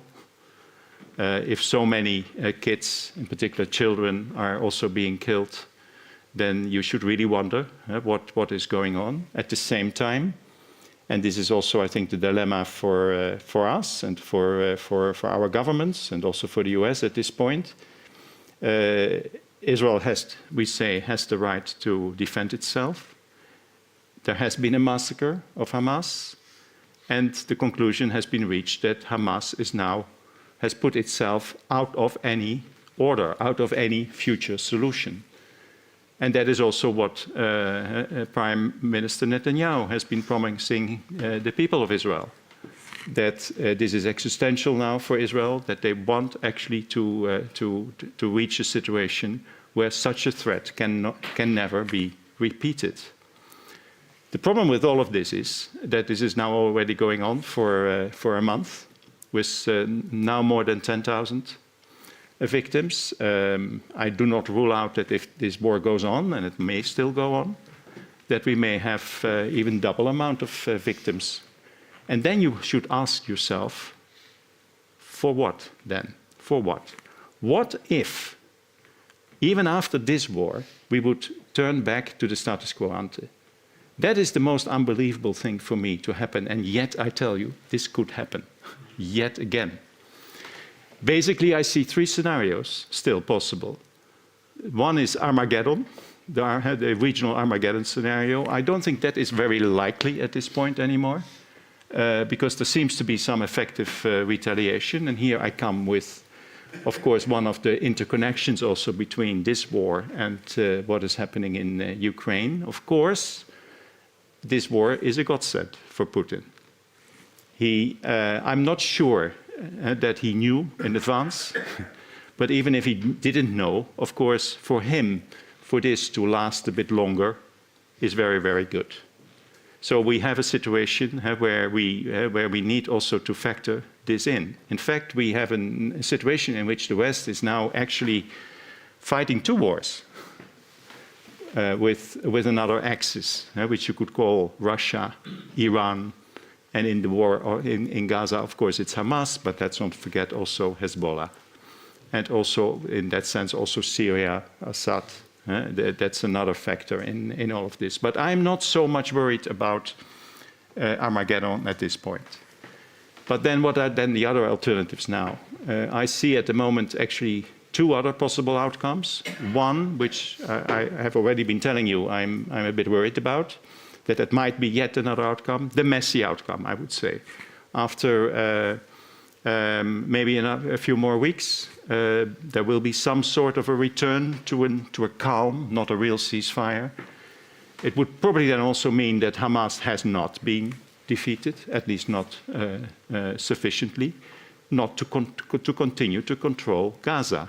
And if Hamas continues to control Gaza, what then again? So that is something which we all should realize. In that sense, I agree also with Secretary Blinken when he was saying this I think after his meeting in Amman at a press conference, that if we are now calling for a comprehensive ceasefire, that actually then the opportunity for changing anything would be almost nil. That's why the US is against a comprehensive ceasefire, and that's why we see only these humanitarian ceasefires occurring. Apparently, there is now a kind of an agreement that every 4 hours, every day, there will be some sort of a humanitarian unilateral ceasefire, by the way. I don't think this is then coordinated with Hamas, but that's what the IDF is apparently promising then, for people to go out and to at least maybe get some water somewhere or whatever. It is, of course, an immensely tragic situation at the moment in Gaza. So will it be all for nothing? I hope not. So I'm, as a diplomat, I've been, and as a crisis, a diplomat involved in crisis management, I've learned that you always have to look at a glimmer of hope. So I'm not going to present here much hope to you, but I think there is a third scenario possible. And I hope that that means that also the parties involved are now already thinking about this, because if this has to happen after the war, it's probably too late again. But there is a third scenario, that actually this war ends with some sort of defeat for Hamas, that they are no longer able to control Gaza, that partly, in fact, that is already happening because the IDF is controlling, at least they claim, the north and the south, and that it also means that Hamas will not be able to govern any longer. Here again, there is something I'd like to also draw your attention to, that for years, Qatar, which is playing an increasingly important role now, for years, Qatar has been the paymaster of Hamas. Actually, and I'm not proud of it now anymore, but I remember that I actually helped to set this up between Netanyahu and Hamas through Qatar. The government of Hamas has been financed for the past 10 years now, almost, since 2014, by Hamas, by monthly payments of Hamas. And the first payment was made by us, by the UN, You know from how that went, how that actually happened? We sent a car to Amman, to the embassy of Qatar.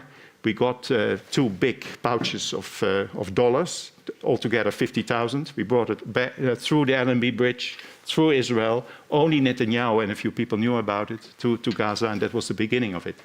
I also remember that I introduced the Qatari ambassador then later to the Israeli generals, actually, and then afterwards they didn't need the UN anymore, and it was done all this time.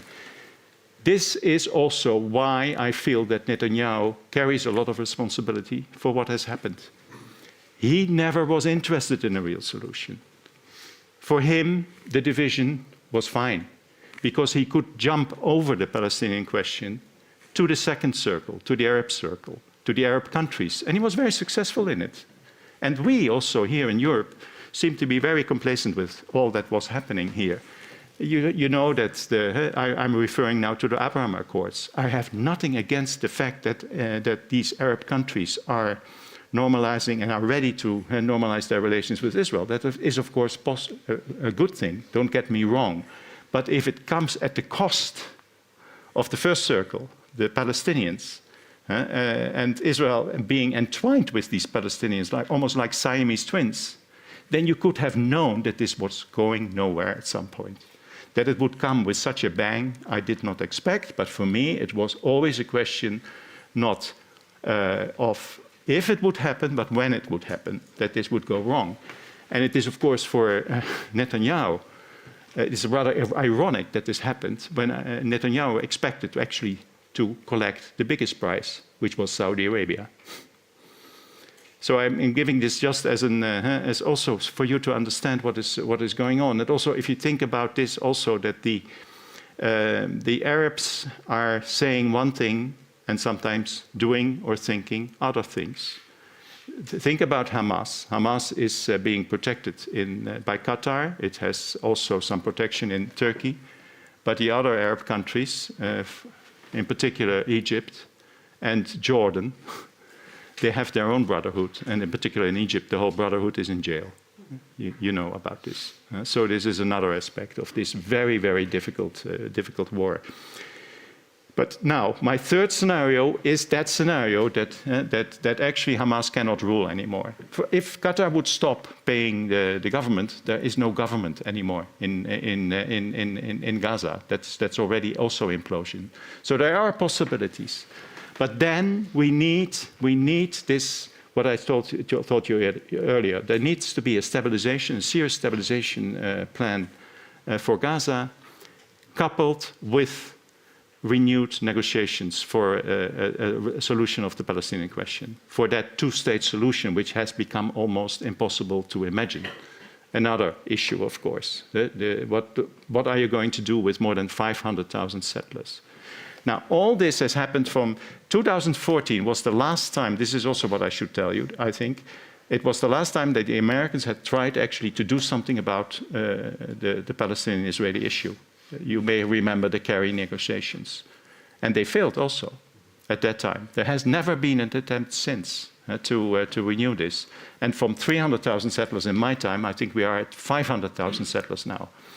We have also, I tell you this, a responsibility for this in Europe, because we have also been looking the other way. We thought also that this Palestinian question was insoluble, and that it was then better maybe to go for better relations between Israel and the Arab countries. And again, don't get me wrong, that is in itself part of a solution, but not if you ignore the Palestinian issue. And we are now paying a big price for having done that. That's what I tell you. Now let me move then also quickly to the other issue, because looking at the time also. When it comes to the war in Ukraine, and I'm personally also very much involved with that. My wife is here. I have family and many friends in Ukraine. After I've been there, the first Dutch ambassador. I'm afraid I have to also tell you there that I'm worried where this is going. I'm really worried, and we all have, of course, I'm sure that you all have also noted what was said by General Zaluzhny, the commander-in-chief, his by now famous interview with The Economist. And let me quote what he said there. "There will most likely be no deep and beautiful breakthrough." This was for me the most telling part of what he told the Economist, because it actually confirmed my worst fears. Zaluzhny, yeah. That was last week. Yeah. That was last week. That was last week that he actually and then the interview he had in it reverberated also a lot, I can tell you, in Ukrainian society, because everybody was still on the line of victory, and that victory means that that Ukraine, of course, should then also be able to recover every inch of Ukrainian territory, including the Crimea. So it confirmed my worst fears, because I think already from December, in also some opinion articles here in the NRC, have been warning and have been sharing already my worry that weapons were coming too late. There was a momentum. Don't forget this. In November, September, November of last year, you had the Ukrainian advances first in the Kharkiv oblast, the Kharkiv region, and then of course also Kherson. But it took so long for those tanks to come that I'm afraid the Russians were able actually to defend themselves very well now in this southern corridor. And the southern corridor is, in my view, crucial, because without Ukraine being at least able to break the Russian hold on the corridor in the south, just imagine what we end up with then. That would be then, that is a front line and a future armistice line, as long as the distance between Amsterdam and Madrid. You know, this is what we should realize. It also still means that 1/5 of Ukrainian territory would then still be in Ukrainian hands. Now, I wish to also not be too negative about this in terms of Ukrainian accomplishments. Fiona Hill was yesterday interviewed on Hard Talk, and she flipped it around. And she said, well, it also means actually that Ukraine has been able to defend itself against Russia, a much bigger country and a much more powerful army, we thought. What did we think in the beginning when it all started? Nobody actually believed that Ukrainians would be able to withstand such a force and such an aggression, of course. So in that sense, of course, what has been, you can say that Russia was stopped, as she put it. That is stalemated. Russia is stalemated now. But again, let's not, in terms of the future, it means, in my view, that we are going to have to ask some hard questions to ourselves. What is our end game for Ukraine? You know, we say so far, every time again I hear this, that it is that we will stand by Ukraine as long as it takes. That is, of course, fine. But is that a real strategy by now? Yeah. That is something I wonder. In terms of, for instance, then you have to also begin to answer questions about Ukraine's future, for example, security-wise. Is it going to be NATO or not? As you know, the last NATO summit did not resolve that issue. In my view, I see no other way for after the war for Ukraine to become fast-track member of NATO. It's the only way to deter Russia. In particular, in a situation where you would still have a long armistice line, it is the only way actually to make sure that Putin will think twice to then resume the war. I know there are many difficulties here because I said after the war, and Putin, of course, is not going to stop the war, by the way. I am convinced that Putin will continue at least until the US elections next year. He is going to test our resolve, and in particular American uncertainties, so to say, because today we are also uncertain, aren't we, about who will be the next president in the United States. So if you are Putin, you are going to wait at least until the end of next year. So that's a rather sobering conclusion here I have to make, I'm afraid. Because it means that for another year, at least this war will go on, and Ukraine will, of course, bear the brunt of it. We just had the reconstruction meeting before this in your conference here, where we have also been discussing this, and that it, by the way, is as important to continue to support Ukraine militarily as it is to help them with early reconstruction, with the economy, with the upkeeping their resilience. There's a lot we can do there. And myself, as in another capacity as chairman of Open Door Ukraine, we have already started some 20 early reconstruction projects, rebuilding the roofs for people who have lost their houses, or a school, a village school. Without a village school, people cannot come back. These are the things we should be doing now also to keep helping the Ukrainians to overcome this brutal aggression by Russia. Now, let me then close with this. I talked about two formidable challenges on our plate in terms of what we need to do. And if you think about this also, what it means for the world, what it means for the United Nations, where is the UN? Nowhere. It is nowhere in Ukraine. It is nowhere also now in this the war in Gaza. That was, by the way, different in my time. Ban Ki-moon did play a political role, not only a humanitarian role. But think about the Charter. Think about what the Charter of the United Nations was telling us after the Second World War. It was about, for me, the Charter is actually about the first two articles, 1 and 2. The general prohibition to use war, to use violence in international relations. And then the rest of the Charter is actually working out, the Security Council which is needed. But that whole system is completely blocked, of course, because Russia, which was supposed to have a special responsibility as a permanent member of the Security Council, has committed this brutal aggression. And then I say also, look at this Palestinian question. It's one of the oldest questions which we haven't been able to resolve. That is also dating from 48. So here, this is what we are facing at this point, and we should not underestimate it. Now, what I hope is that 2024, that's 10 years after 2014, at least will start to offer some sort of endgames for these two questions, which will not be only in the interest of the people concerned, the Israelis and the Palestinians and the Ukrainians, but also in our interest. It is so much also in our interest, I wish to tell you, because otherwise we are going to live in a more and more unpredictable world, with, in particular, also the European Union not ready actually to face these challenges. Let me stop here.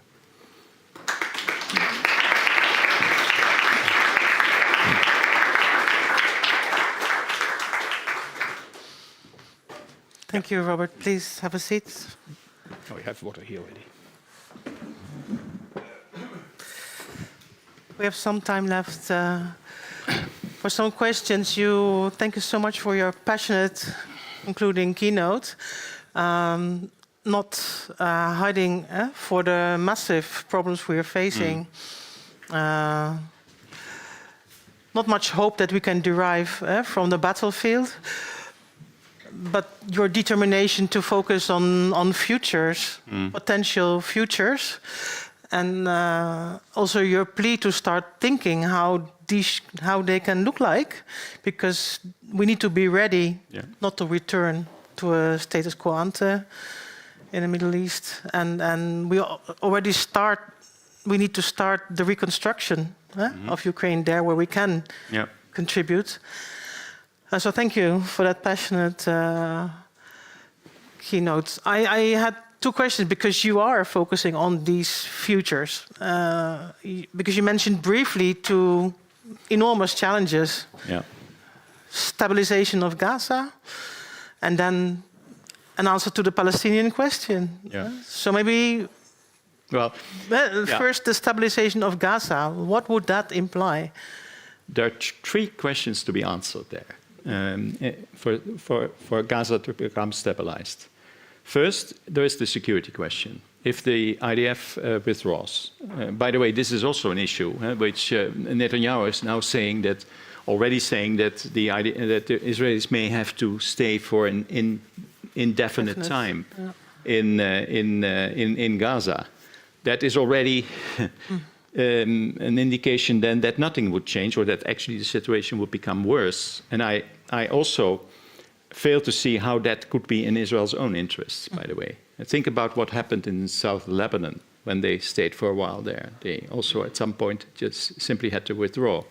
So I think that is certainly not a solution. But so we need to. The first question is security. The second question is actually who governs, and the third one is who does reconstruction. These are the three questions. Now, I do know that Blinken is already thinking about how to resolve these issues, and there I believe that it will be. Again, what is not possible in this connection? Yeah. Don't think that the PA is ready to come back and just take over the mess in Gaza after yet another terrible war. They're also not capable of doing so. So you need a phased approach to actually bring the PA back, because after all, the PA and the PLO, they are the legitimate representatives of the Palestinian people. But that should probably also only happen after elections. So I'm thinking about a period of 1 to 2 years that you need some sort of transitional government in Gaza. At the same time, there should also be in parallel the resumption of negotiations to arrive at a two-state solution. That is a separate question. So this is what actually should happen. We tried that in 2014. I'm convinced it's possible with some goodwill, but there are many issues. And I do believe that Europe also will have to play a role here, because if we think that Egypt or Jordan are ready to come temporarily to Gaza to fill the void after the Israelis withdraw, forget about it. But Europe, if European forces would be able to join, then maybe yes. European countries, I mean the EU countries. You can think, why not the Dutch? We have a good relationship with Israel. Before opening up to the room, I just wanted, because we cannot elaborate too much on this, but just to understand your ideas, what would be then this two-state solution? How with the 500,000 resettlers? What about Jerusalem? Well, again, I'm not underestimating. I already said it in 2014 that it was 5 minutes to 12. A traditional two-state solution, which is was always based on separation. Mm-hmm.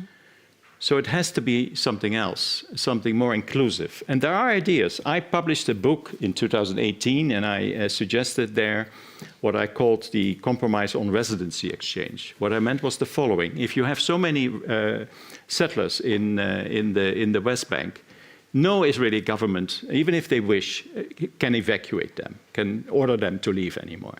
So give them the choice. Give them a choice between leaving, going back as part of a two-state solution, as part of a Palestinian state being established, or give them permanent residency in where they Palestinian are, state. In the Palestinian state, but as Israeli citizens, with permanent residency, so they would still be considered to be Israeli citizens, voting for the Knesset, not for the Palestinian state. That is, if you do a thing like that, then a comparable number of Palestinians could perhaps then also be settled in the Israeli state on the same basis. So that's what I meant with compromise on. This is being picked up now by, for instance, by the architect of Oslo, Yossi Beilin. Many of you will remember him. He's still around. And he has been coming with an interesting proposal together with Hiba Husseini from the very famous Husseini family in East Jerusalem, with such ideas to actually work out new concepts in a setting which is no longer realistic, I think, after this war, because they were even thinking about some sort of confederation between Israel and Palestine. But you don't need that for these kinds of concepts. And the second issue, which really has to be also thought about again, is Jerusalem. These are, for me, the two issues that if you don't find novel solutions for this, then I'm also very pessimistic about any renewed negotiations about a two-state solution. But you should never say never. I'm not saying this, with all my experience now with this conflict, that it is impossible. Also because I know that the alternative is one-state reality. It's not a one-state solution, because that is what Israel in particular, but also the Palestinians don't want. So that one-state reality, let me say it now, is in fact already the beginning of apartheid. So if that continues, we know that it is only getting worse. Okay. Rem was first and then Paul. Yeah.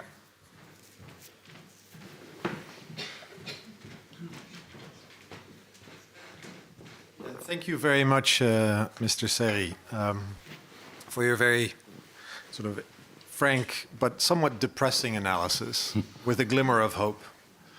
I have a question about Gaza and a question about Ukraine. Mm-hmm.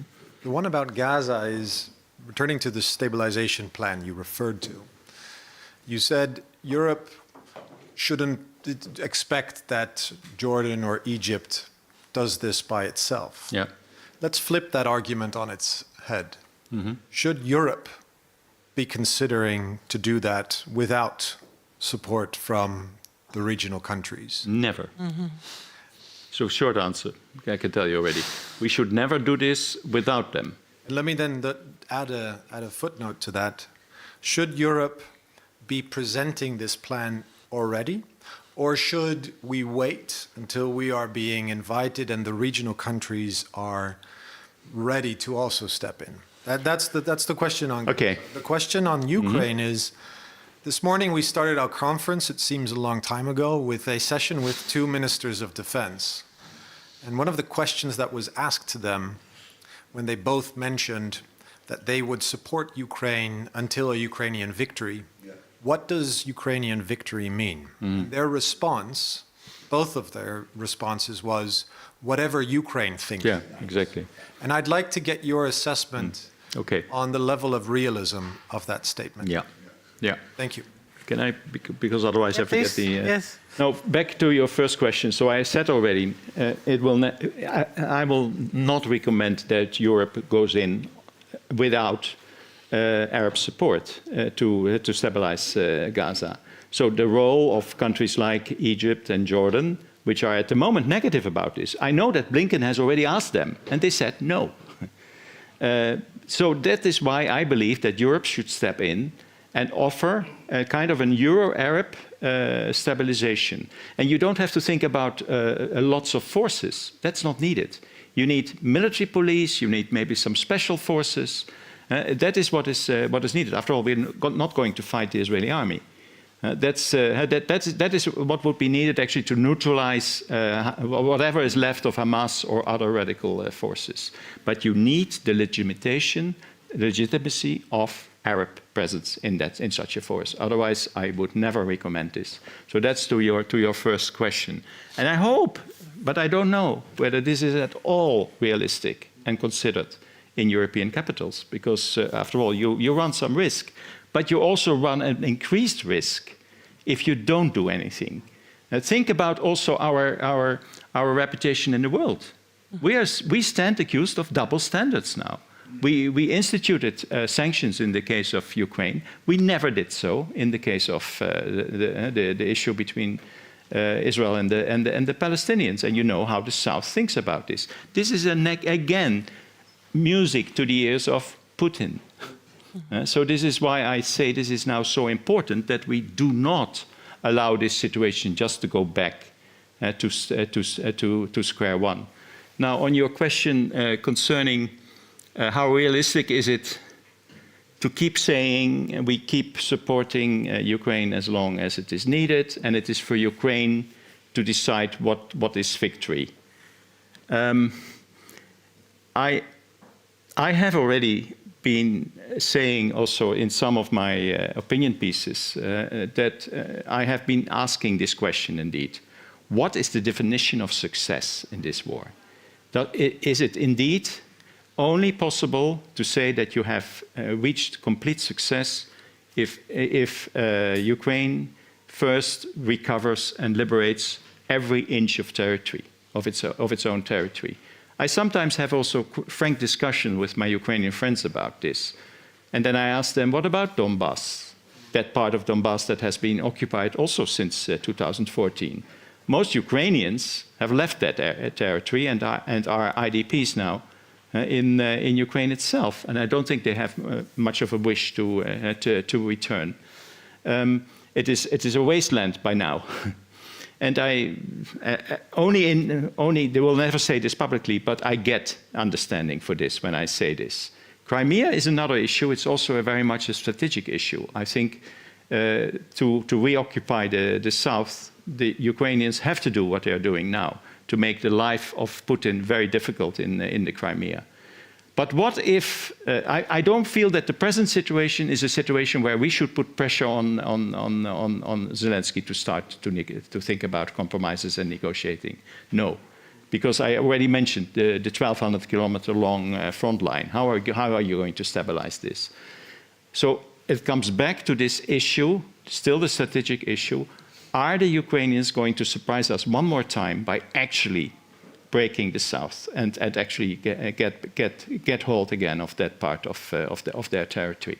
Then, in my view, there would be sufficient pressure on Putin to start thinking what he would lose if he doesn't stop the war, that he might also lose altogether Crimea, which of course is a red line. And I know that in Washington, this is one of the reasons why long-range weapons have come so slowly, because everybody, rightly so, is also worried about escalation by a nuclear power. Yeah. And I also know, from my own context with Russians, that Crimea is indeed very much a red line. So I see all these difficulties, but it is not a good idea, and that I think was the direction of your question, to simply keep saying the things we are saying so far. I think we need to start to think about endgames, about, I call it Maximin scenarios. We all agree that Ukraine is entitled to recover every inch of its territories because it was taken illegally by the Russians. So I'm not saying that we should condone that. But it is not maybe in our own interest and also in the Ukrainian interest, in particular if this war drags on and with more and more victims, to keep going on the way we go on now. So that's why I suggest that a discussion, a quiet discussion, not an open discussion, but a quiet discussion again, between Ukraine and its friends should start.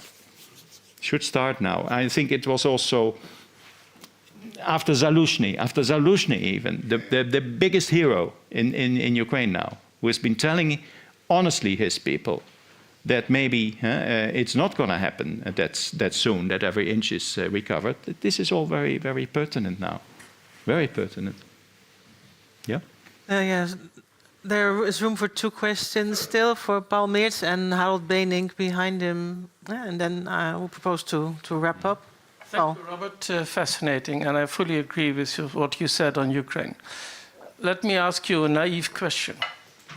Why not a one-state solution in the end and put an end to apartheid?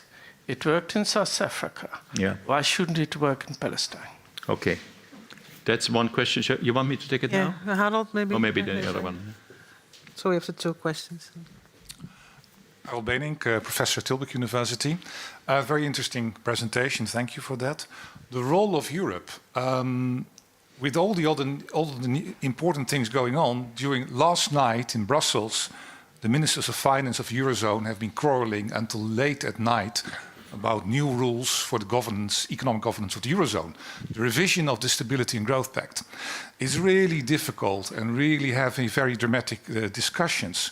What we are foreseeing, suppose that in, say, 5 to 10 years, Ukraine and all the other countries on the Balkan and Moldova would become members of the European Union, moving towards an EU of 35 countries, it would have huge implications for the European budget. Most likely we would have to invest, and rightly, much more money into these countries.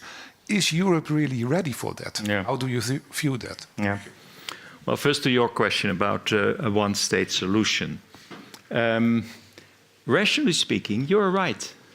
You know, why should not a solution be possible? Maybe a federation between Israel and the Palestinians. Why should that not become possible in the future? And maybe we should start then to direct our efforts in that direction. It's a valid question you put to me, because if I tell you that it is already past midnight for the two-state solution, then yeah, you can either have one or two. In fact, you have something in between now, which is the one-state reality, with this Palestinian Authority in control of only 30 or 40% of the territory in the West Bank, and not controlling Gaza, which is their own internal division. So you're right, but I remain skeptical. And I remain skeptical for the following reasons. I know the very reason of the Israeli state, which is to have a Jewish state, a Jewish homeland for people. And we all, in Europe in particular, should understand how important that is for Israelis and for Jews. So from that perspective, I do not think that there is ever going to be an Israeli government willing to seriously consider this. But then, if that's so, then we have to tell them now, and what about the two-state solution then? And that is what my hope, and that's what my Israeli friends are also telling me. Israel is done with Netanyahu, that's what I'm hearing. So there will be elections after this terrible war ends. And after a war and after Israeli elections, and we know how volatile Israeli politics can be. Maybe we are being surprised by the Israelis, and then you could actually have still a process to arrive at a two-state solution, which will become a more inclusive two-state solution than envisioned, because I already talked about this. It cannot be complete separation anymore. That's impossible. So that's the question still on Israel. And your question about Europe, is Europe ready? No, you're right. I think there is, in parallel I am personally very happy that hopefully, because it's not yet decided, Ukraine is going to get a concrete perspective now to become a member of the EU. It would be betrayal, I tell you, if we don't offer this to them. After all the fight, after all the suffering of Ukrainians, and for Ukrainians to become a normal people connected with Europe. But there is another side to it, which is our homework in terms of being ready actually to become a stronger union with more countries. And I'm convinced that Ukraine will become a very strong country also inside the European tent. They have all the potential for that. But then we should be ready for it as well. And you are rightly pointing this out. On the security side, I tell you, Europe needs a political security council. How are we otherwise going to deal with these issues? With 24 or 25, how many states are now? That is also for me already very clear. But again, this brings us in a completely different direction. We had a panel on that. Yeah. Okay, Arnold. Last one. Yeah, because you're Arnold. I wanted to ask about the role of the Dutch cabinet right now, and Prime Minister Rutte in his sort of furious Middle East diplomacy. Just today he invited Mr. Abbas for a conversation. How do you rate that? You have, of course, critics who say that, well, we see this in the context of his personal ambitions as a future NATO Secretary General, but there are other answers possible as well. So I'm very curious, how do you see it? Also, you say Europe needs to play a role, but we don't really see a united Europe acting very much, but we do see individual European leaders very busy. How do you value that? Yeah, well, you know, I've had my experience with this also during the third Gaza war, which lasted 6 weeks. Many leaders from all parts of the world came and tried to play a role. So it can sometimes become a bit crowded. So this is that's what I have been experiencing myself.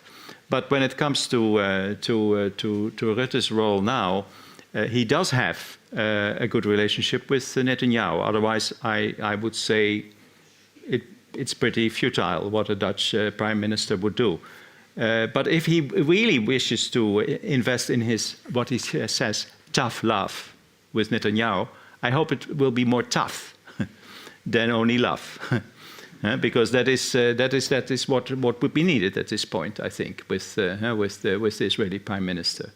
But of course, it is very understandable that again, yes. The other part of your question is, then perhaps it should be better that Borrell is doing this for the EU rather than individual ministers. But here again, we come then at the State of the Union.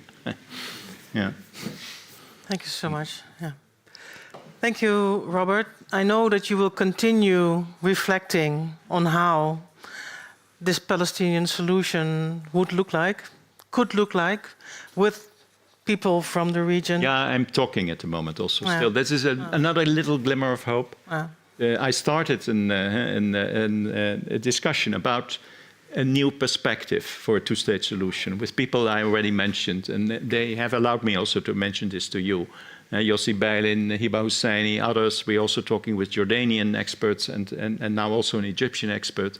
The good news is that despite the war, they're still talking. Exactly. So, and the directions that you were suggesting are actually already being discussed in this group, and I do see that as a glimmer of hope. I want to thank you all for staying with us during this fascinating conference that started with the two ministers and ended with the two wars, discussing with Robert Serry. We will have to continue working on this compass for not yet a very strong Europe. I have to alter the title of the conference a little bit, I'm afraid. So please bear with us, work on this together with us, and Robert, you will, I know. So thank you, and join us for drinks.